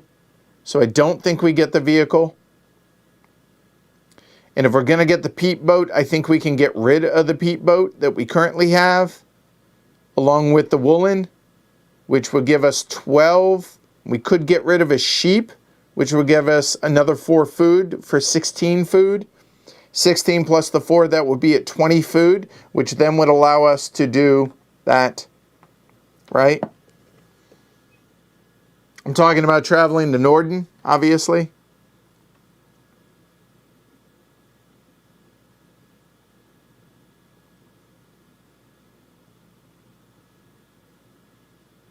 Or we keep the sheep. I think we keep the sheep, actually. So, all right, let's go ahead and travel before we take our last action, all right? So, we'll go ahead and travel to Norden. So, Norden, we're going to do everything but the sheep. We're going to discard our peat boat back to the supply, and we're going to go ahead and get the wool clothes. That's going to be a total of 12 food. So 12 food plus 4 is 15 and 1. That'd be 16 all day. So we get rid of that. And we get rid of our peat boat. But we're going to be getting that back here soon enough. Done. Okay.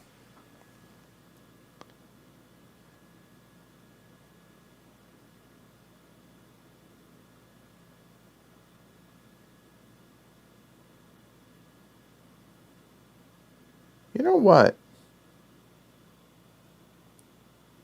I can't yet, but I can there.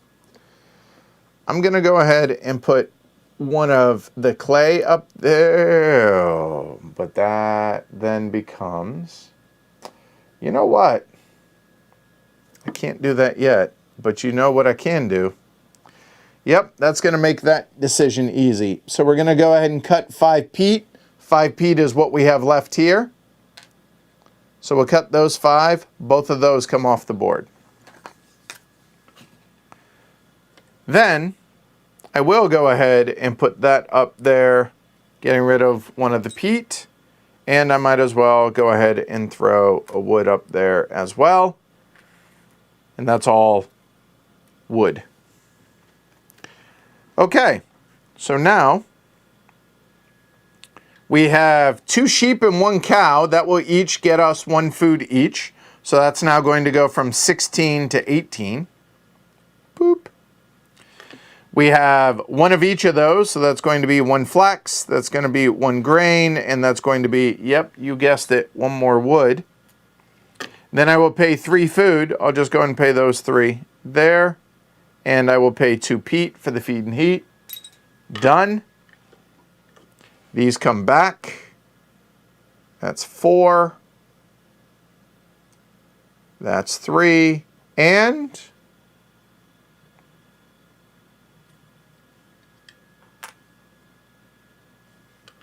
there we go. All right. Okay. That seemed good. So now we're to round 6.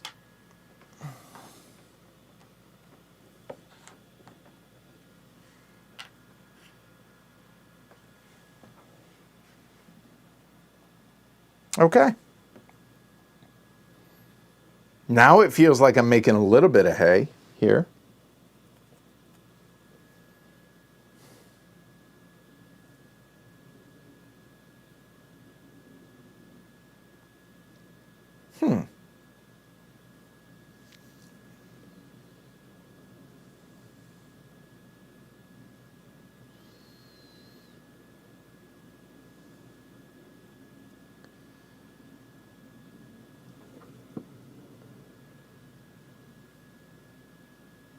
Am I crazy to think about doing this right now?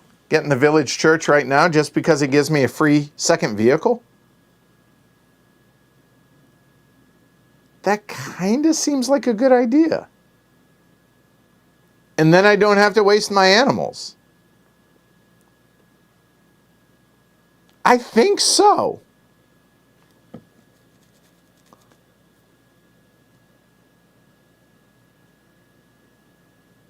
think so.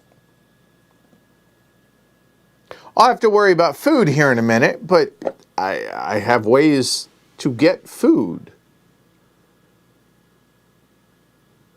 And then we can travel.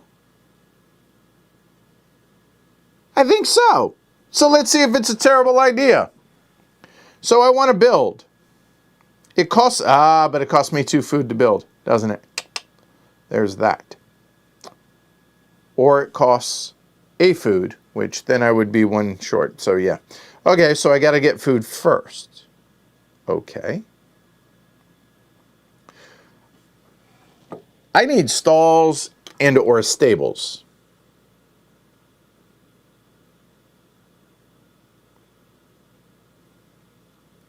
I have no clay. You get clay over here. There's that.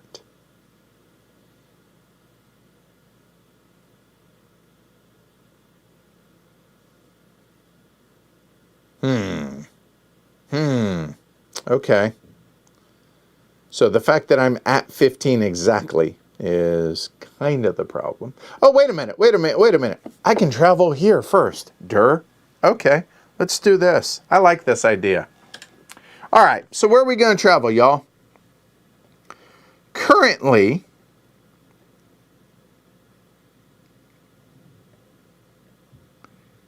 we have leather, we have an animal, we could kill a horse. We could make use of Auric. I think we do.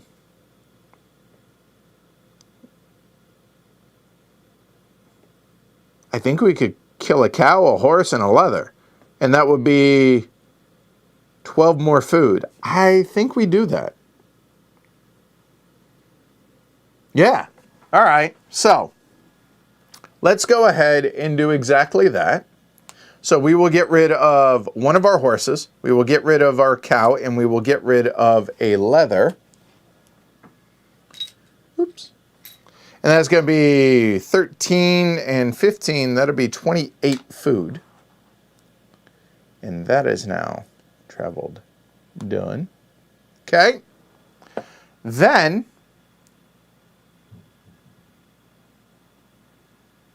the only other place to build there or there, yeah, let's do it. So our first action will be the wood trader. That's going to cost us 1 food. Boop. Sorry, was that there or there? Doesn't matter because it's going to be 3 either way. I can't remember. We'll call it there. So we're going to build. Building is going to cost us 3 timber, 3 bricks, and 15 food. 1, 2, 3 clay or bricks, 3 timber, and 15 food. We'll just drop that all the way down to 0.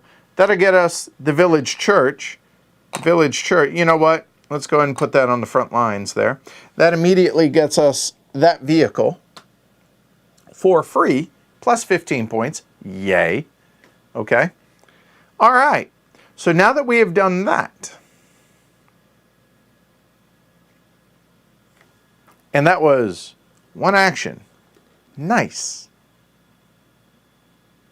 So now, as I mentioned, I want a stable. How do we get a stable? Well, to get it, we can turn a stall into a stable, or we can get a stall through here, which is 2 clay. We don't have 2 clay. We have grain, but we don't have clay. We need clay.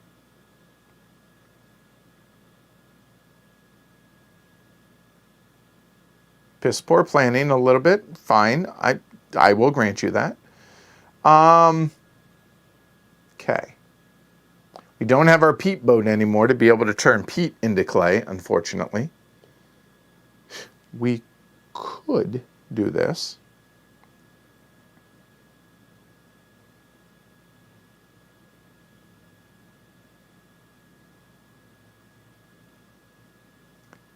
There's a peat boat. That could get us a 3rd vehicle. Huh.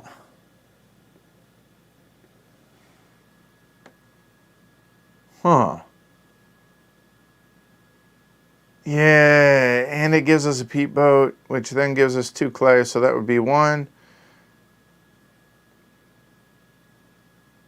It gives us a stall for the sheep to have a baby, so that would give us... We could do both of those. Okay, so those are options. It would give us a 3rd vehicle, a peat boat, and a stall to put the 2 sheep, and the 1 horse would go there for the 5 wood. That doesn't seem like a terrible idea.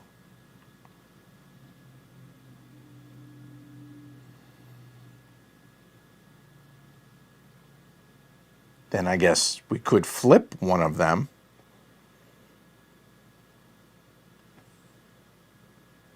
We do have the 7 wood. We actually could just get the better version. You know what? Let's do it. We get the vehicle and a peat boat. So there for the peat boat, 1. The vehicle is going to be 7 wood. 2, 4, 5, 6, and 7 wood. And a horse. And we'll get the upgraded version of that. Then I will turn in 2 peat for 2 clay. And the clay is immediately going to be used by the carpenter along with 1 grain to grab us a stall. The stall will then put the 2 sheep in it so they can have a baby. That seems like a good idea. Well, now that we have all of that, now what?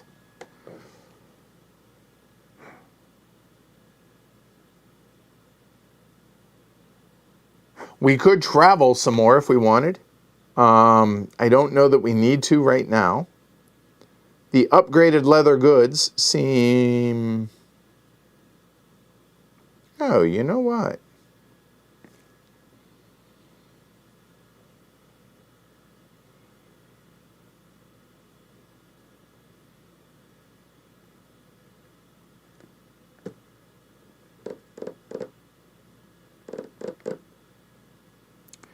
That linen weaver might not be a terrible thing, even though it only turns 2 of the flax into those, but then we would immediately be able to upgrade them. That seems like a not terrible idea.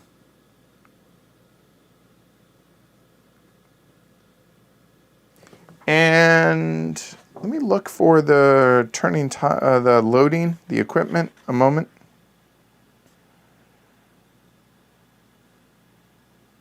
Yeah, okay. I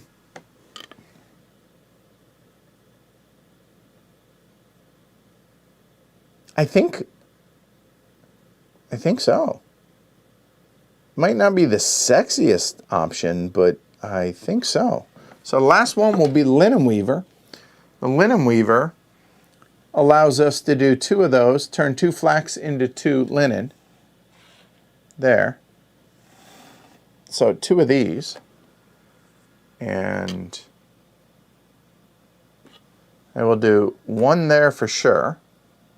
I will do 1 there for sure, and then I have that, which immediately flips over there.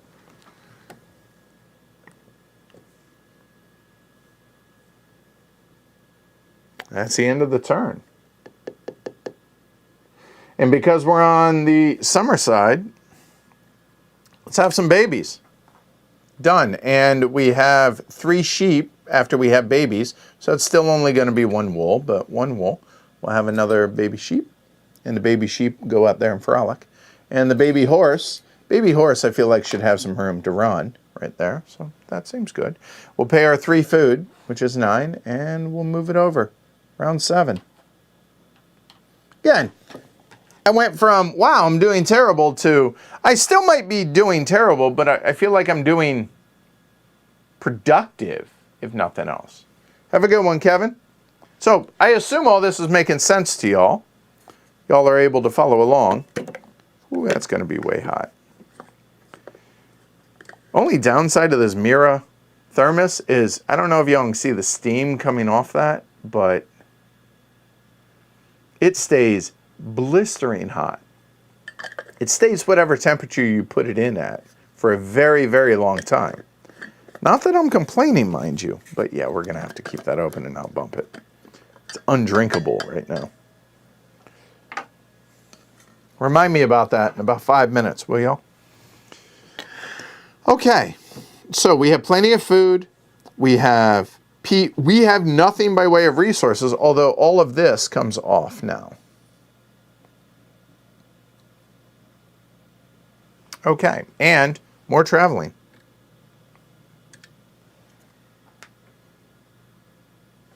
There we go. All right. Cool.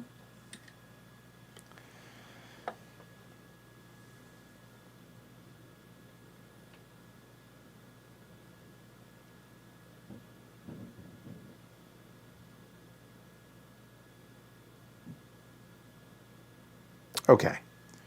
1, 2. I think I have.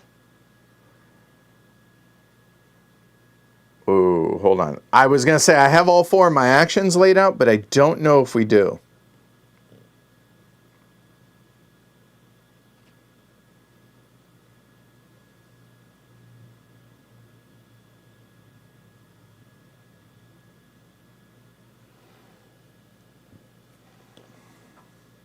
I think I can do that in the last round. And I go for that.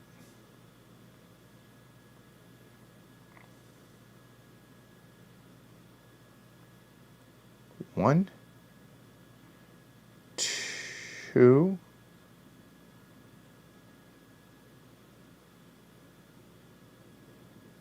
No. Sorry, a moment. I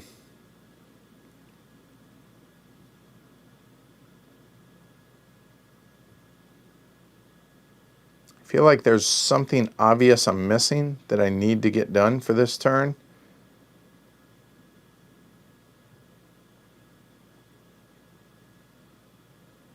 Building's not happening until next Summerside is going to be for the junk dealers in, I think.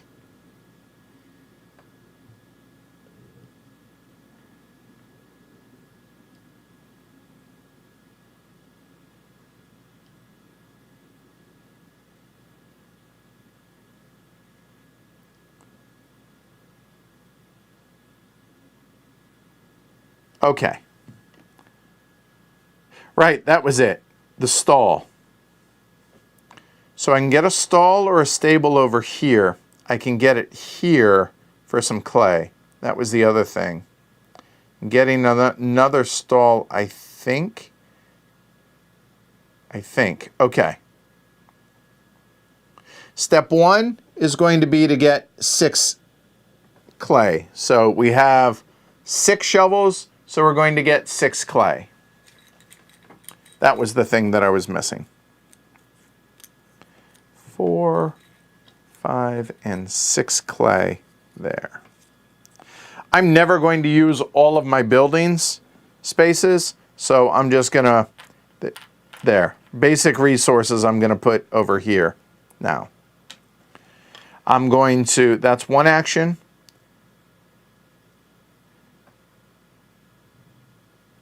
I want to build another stall, which is going to be 2 of those clay and a grain.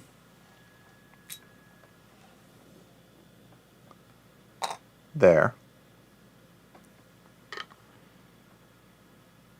Next is going to be a colonist, which is going to flip this and get me a horse.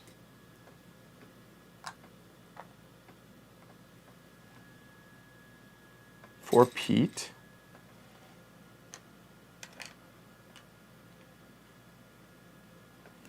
We have plenty of food. The other thing was we have 3, so we're good. The dike builder was the other option, I think, to be able to get us a cow, which we definitely want 1 cow, at least 1 cow, so that we can get another cow.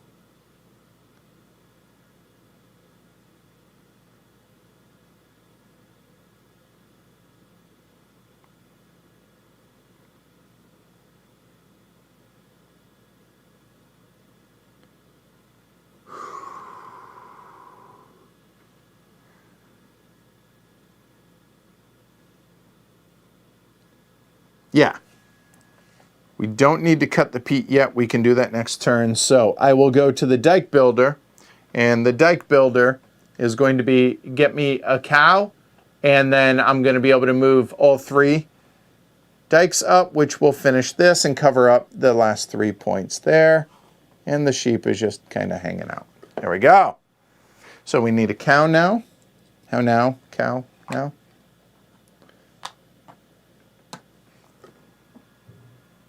Okay, so now before we finish our turn, let's go some places, shall we? All right. Well,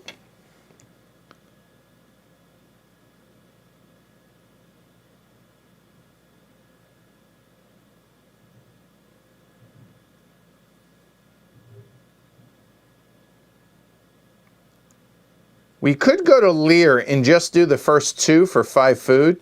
It's not the most efficient, but I think we're going to be able to get enough to where we really don't need to do anything else. We also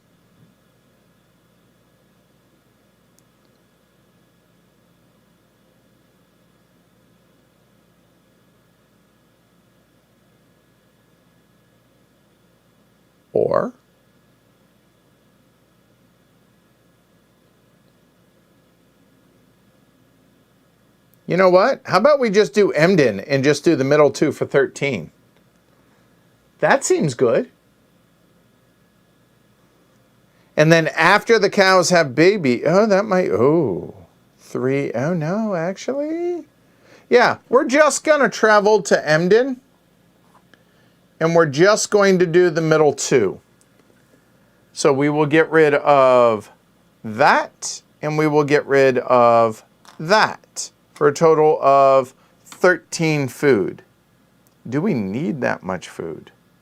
We are going to use 9 of it to be able to build that. Yeah, we will. So 13 food to get rid of these 2.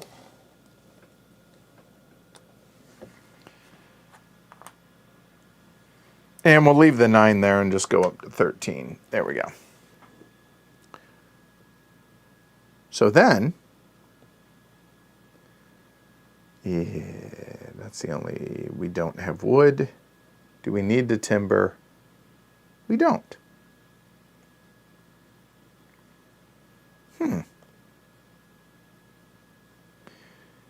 So we don't need the timber. If we don't need the timber, we could use it as peat to upgrade those, but why are we doing that? I guess we don't really need that. We need 1 of those, and we don't because we don't even need to upgrade them. So maybe not. So if that's the case, then we'll flip that. We'll throw that up there. We will go ahead and throw that up there and upgrade those. And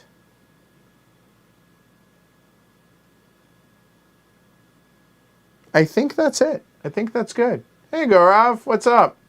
Yeah, I think that's good. Okay, so we will now take that back. We will take that back. This will come back. And travel's done. So there we go. Okay. Somebody feeding the pigeons, looks like right there. Nice. Okay. Cool. All right. So that, and then penultimate turn will begin.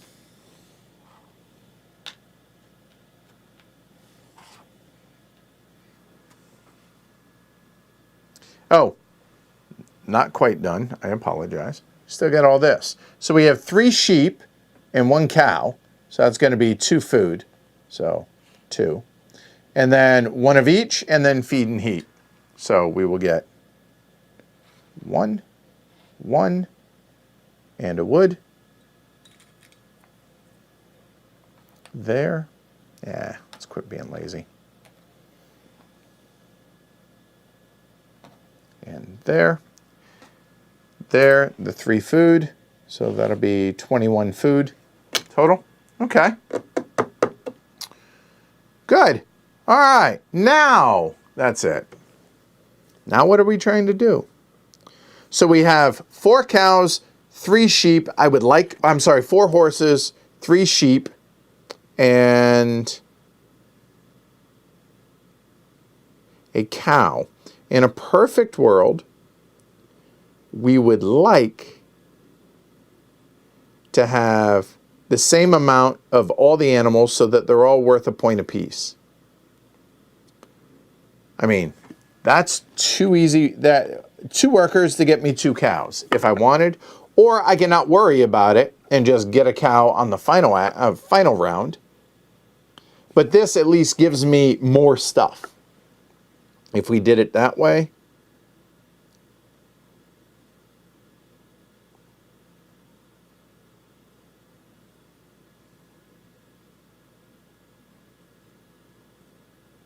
the milk house inn also gives us a cow. The junk dealer we also want. So building might not be terrible. Building costs 1 food.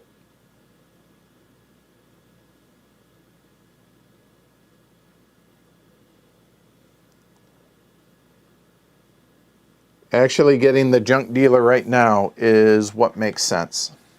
Okay. Got it. Okay, so we will build for our first action. So the build will go to the wood trader.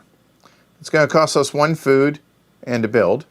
So, boop, we're at 20 food. We're going to go and pay 2 different things and 9 food to get the junk dealer. So 2 different things, we'll do a wood and a clay. And 9 food drops that to 20, that's at 11. Drop that to 0. So the junk dealer. So the junk dealer will get us a peat boat. It'll get us a leather good. And it'll get us some woolen. So peat boat, it's a point. A leather good, which is going to flip that over to the good side. And then the woolen, which the woolen is immediately just going to go ahead and hang out there because we're going to want that for the last round. For traveling to Bremen. Okay, cool.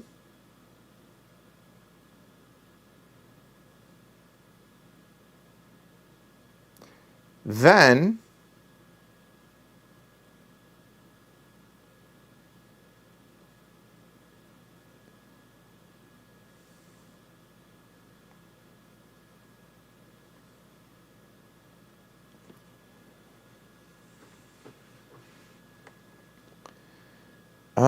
we have, I need 1 more cow. I have enough food, 9 and 11. So if we were to go there, that would cost there, that would eat up all the food. That would give us a 2nd cow. And then we would get some extra peat out of it. And then I could still get some food some other way or travel some more. So let's go ahead and do that. So let's go ahead and build again. So there, that's going to cost us 2 food, which is really going to be 11 food plus 2 of those to be able to get the milk house in. All right. So 11 food, that's all the food. Okay. That's going to be 2 different goods. So that's going to be there and a timber. And the 11 food. That's going to get us an additional cow, just in time to have babies. In addition to the cow, per cow, it's going to get us 1 peat cutting. Well, we have 2 cows, so that'll go ahead and be those 2. Good. Okay. All right. So, babies, babies, babies.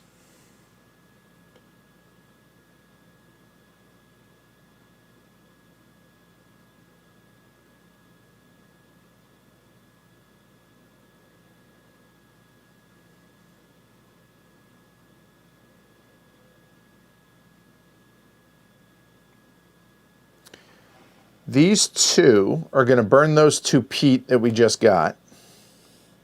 To flip those over, burn those.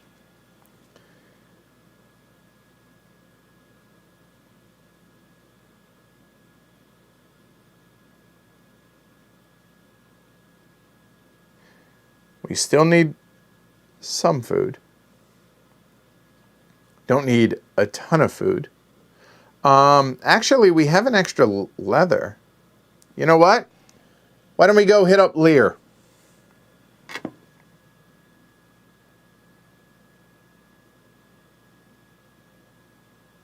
And Hage, it's not the Hague, but Haji. So we'll go ahead and do that. And we'll pay 2 flax and a leather good. That'll be a total of 8. That'll be 9 food all day for both of those. I like that. So 9 food for that.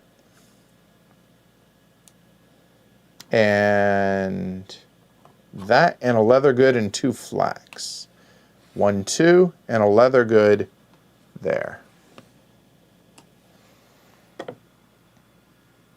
That seems good. We're good, we're good, we're good. That's going to get us the 30 food for Bremen. Still need a plow for next turn, but hopefully we'll be able to do that. How can we get a plow? There was something that got us a plow. I remember seeing being able to get a plow. Right there was the farmer, and that gets us Dornum as well. And I think that works. We have to get rid of one of these. I don't think it matters. I think I will get rid of the grain. By the way, it's not crop circles. I appreciated that. I thought that was pretty funny. Okay. So we have food for days now. We're good for the rest of the game. We're going to need 1 wood somewhere, because after we get these 2 peat to be able to burn that, or we just get that and we don't worry about it. Plus, whenever we travel to Bremen, we can just discard that and we don't lose that, so don't worry about that. So what benefits us? We're going to have 3 cows, 5 horses, and 4 sheep. So another cow would be good, huh? At least 1 more cow. And a sheep would probably be good. So, okay. We'll go to the cattle trader. So that'll be 2, a sheep and a cow. Even if they won't have babies.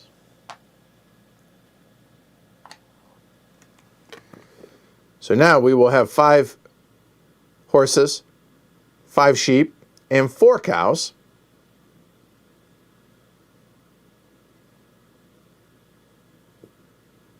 And we'll be able to get a cow, the dike builder, if we want. Okay, that seems good. Now what? We have 1 action left. What can we do to get points? We're going to be able to get the plow there. Buildings, I guess.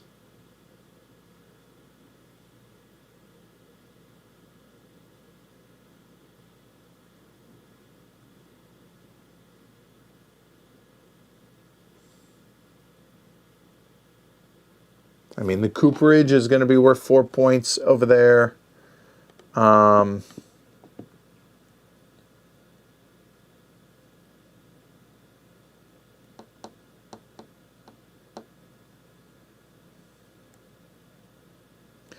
waterfront house we'll be able to get next turn if we want it.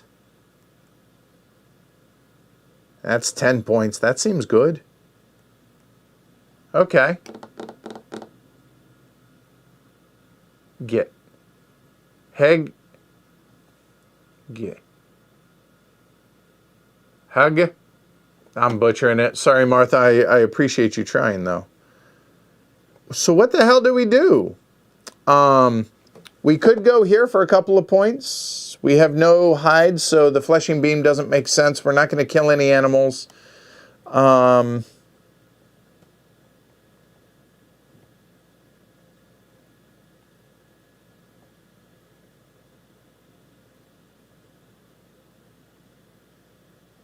We have no resources, so we can't build vehicles.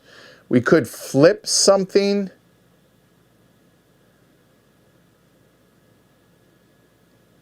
That's a point. That's a point. That doesn't make sense. So yeah, I guess we'll go up to the linen weaver.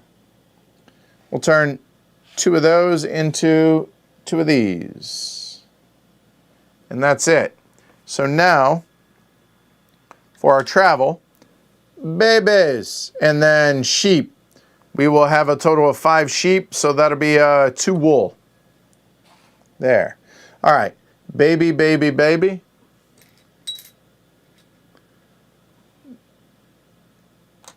Since nobody's having any more babies.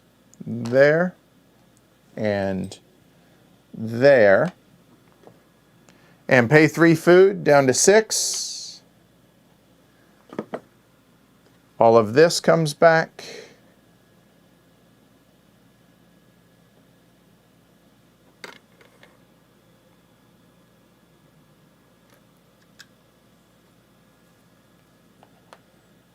And everyone's favorite, beware the flying dragon right there, okay? Yeah, good point. I guess we could have upgraded to linen too, right? So one of these could have been upgraded to that. There we go. I think the others were full. So there's that. Paid our food, good. Get our workers. There and there. So we need that. That gives us a plow.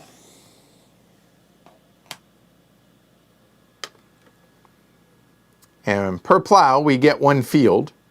So let's go ahead and, because I want the crop circles there. That then allows us for Dornum. It's going to get us 8 food.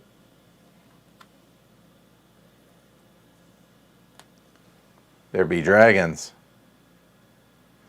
And then let's go ahead and bust out a full set of all 3 of those which we have. That will flip over. So that is this, this, and this. Do we need, hold on. Do we need that? Because we just got 8 food. That's 14. I don't know that we do.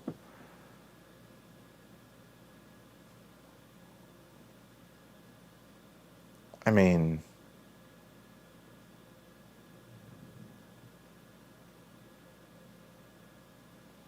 oh hell, let's just do it. To hell with it. That's fine.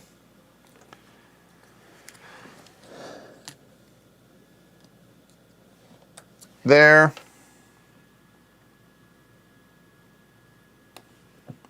We will upgrade that.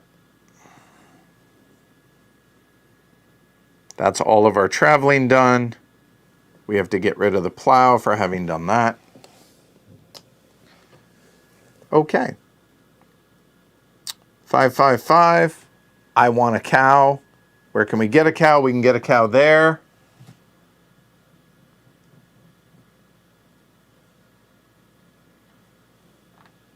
We get a cow.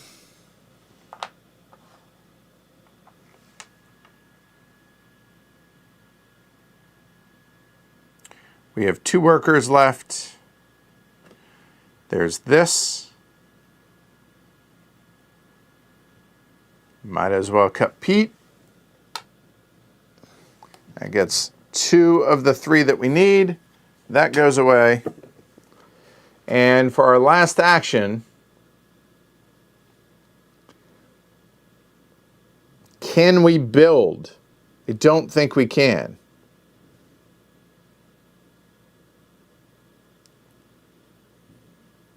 We can. Check that. Because we got 30 food. We'll go and take the waterfront house. So the waterfront house is going to be 2 bricks, which we have, and 25 of our food. It's worth 10 points. We get 10 food back, wasted and kind of wasted, but it's worth 10 points. I think that's probably going to be our best bet. Because we could get the cooperage, which is 4 points. We have 15 animals. Everything goes up 3, 1, 2, 3. Yeah, it doesn't make sense. So we will go ahead and take the waterfront house. And I feel like the waterfront house should go up here into waterfront.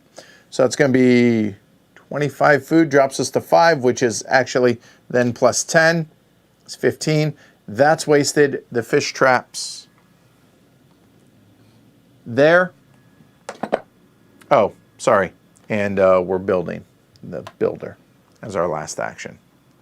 Is there anything else we're going to upgrade? No. That's it. So now things have babies. Or not babies, but we get food for it. So sheep, we have 5 sheep. That's going to be 2 food. Cows, we have 5 cows. That's going to be 3 food, which doesn't matter. Then we have 1 and 1 and 1. So that'll be a wood. That and that. We pay our 3 food. 1, 2, 3. We pay 2 peat. We don't have any more, so we'll pay the 1 wood. Done. Done. So now we go into final scoring. All right, let's do this. What do we got? Oh, you know what? Hold on. Hold on. That comes back.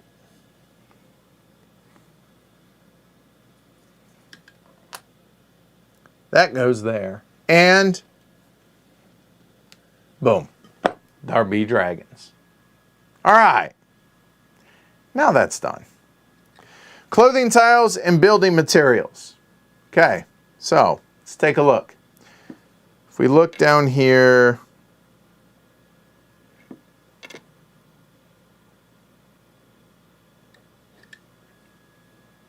you can see that. We're looking at 2, 4, 5, 6 and a half. Okay, 6 and a half. Equipment in the barn. Okay, let's look. 1, 2, 7, 11, 12, 13.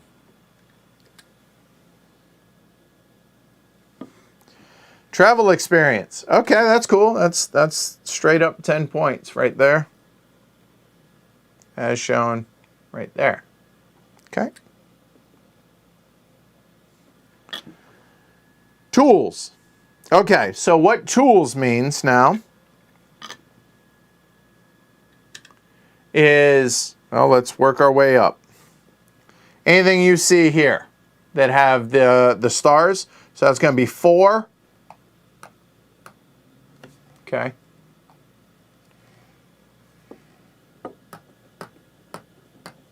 Okay, 4 points. Cool. All right, now on the goods track, we have, looking here, that's going to be 1 for our wool, and it's going to be 3 for our food, so for a total of 4 points there. All right, now victory points on our home board. Okay, so let's look. Obviously, we've already counted the experience track, and we've counted everything else, so we're looking at 5, 9, 10, 11, 12, 13, 14, 15, 16, 17.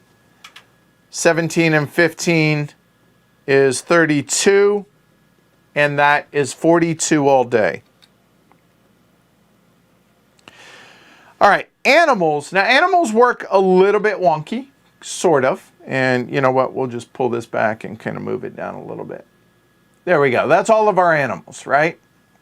So the way animals work, and I want to word this verb correct, so I make sure I get this. Each type of animal that you have the least of is worth 2 points. Every animal you have the second least of is worth 1, and the animal that you have the most of is worth 0. So okay, I have 5, 5, and 5. So let's say that the horses, which did the heavy lifting, that's what I have the least of. So that's 10 points. The cat or the sheep, which I would say did the second most amount of work, were worth 1 point apiece. That's 15. And the cows, which did the least, are worth 0. So that's 15. Or if you end up with the same amount, they're a point apiece. So that's 15 points. Okay? So 15 for that. No supply bottlenecks. And let's math. What do we have? Math on TV. Here we go. 10, 17, 18, 19, 24. 0.5. 2, 3, 4, 8, 9. Provided my math is right, which I'm not positive, 57, 61, 71, 75, 88, 94 and a half. Over under was 90 I set. That was 94 and a half. So put the lid on. I guess the over came in by 4.5 points. Remarkable score is 110 per the rule book. And by the rule book, I mean we consider, it said. So the we, in this case, let's figure out who we is. Now, it does say that that Uwe is the one that read, or that wrote the rule book. So I would say Uwe and company would say 110 is remarkable. But for a first playthrough, 94 and a half, and that being on camera, I think it's not bad. Still hot, but drinkable. All right. So, told you I don't use that much in solo games. All right, let's talk about Fields of Arle. Was it Fields of yeah or Fields of meh? I enjoyed that. I enjoyed that quite a bit, actually. More than I expected. It's funny to watch the evolution of things. And I don't know the dates of this, but I feel like this came before, oh, what game was I? You know what? Give me a minute on this because I want to try and get the chronology of this. This came out in 2014, so I'm right that it did come out before whatever it was I was thinking about. There we go. Okay.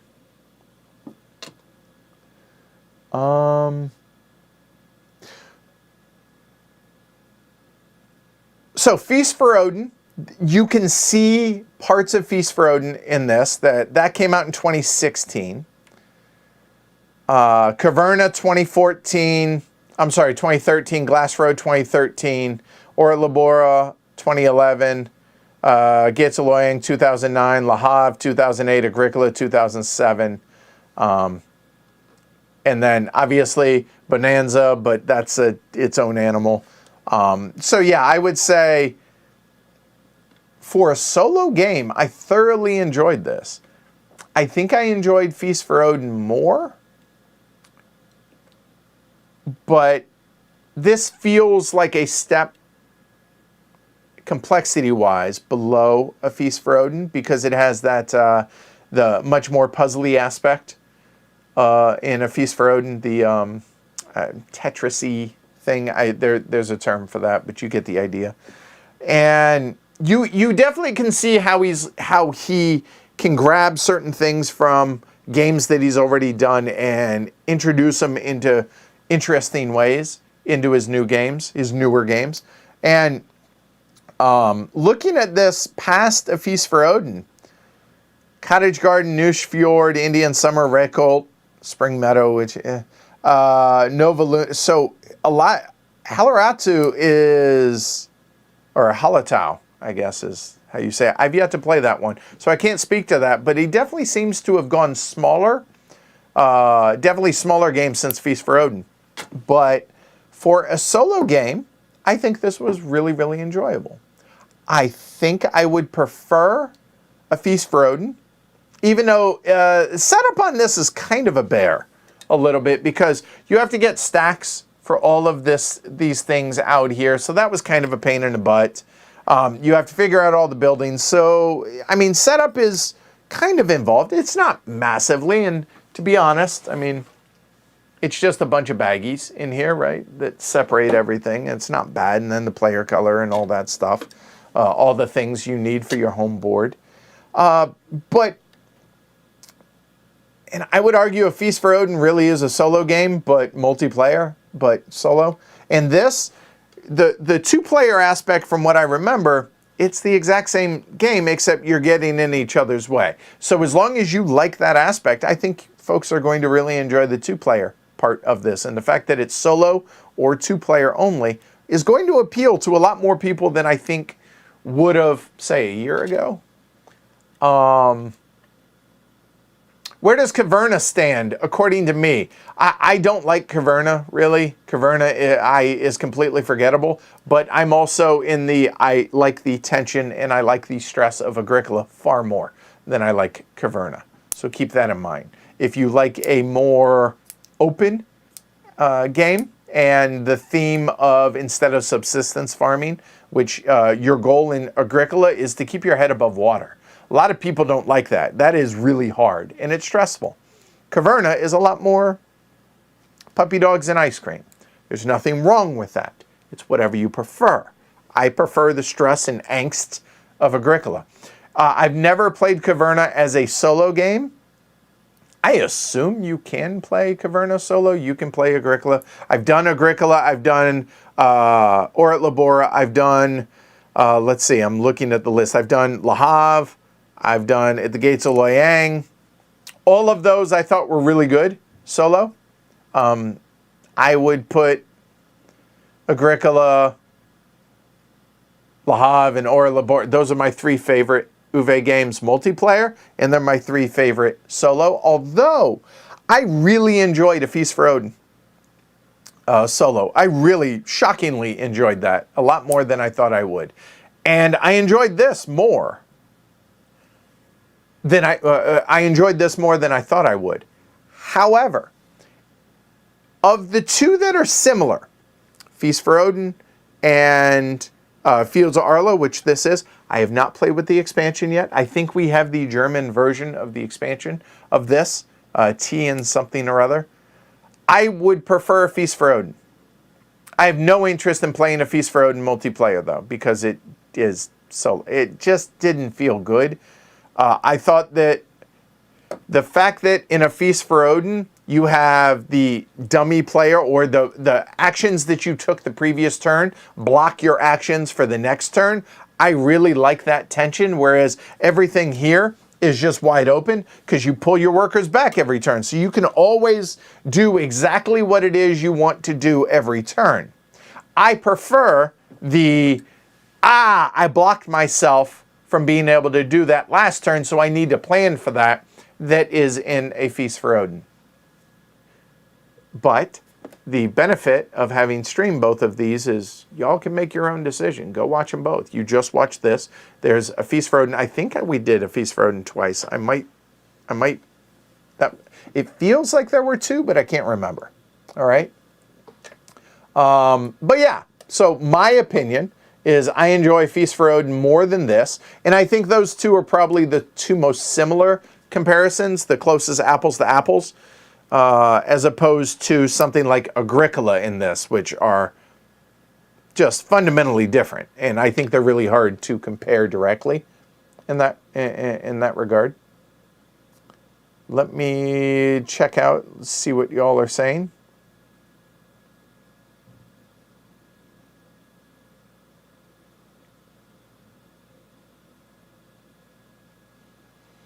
All right, Boogie says, I like this way more with the tea and trade. Well, sounds like might have to do a playthrough of Fields of Arle with tea and trade, which haven't tried it yet. So, okay, there's that. Some people play Arle solo with the feast method of blocking. I think that would be really interesting. I think that would be really hard in this game because at least in A Feast for Odin, you have, I don't know, 40 some odd actions available to you in a given turn, and you're only blocking some number of them, whereas here you have 15, and I think that could be really tough. But again, my job is not to develop that, right? I want to play the game as they have made it. So this is the way that they've done so. But again, when you have your copy of the game, you can play it however you want. So there we go. Okay. Good. All right. So there you go. That is Fields of Arle solo. I really enjoyed that, though.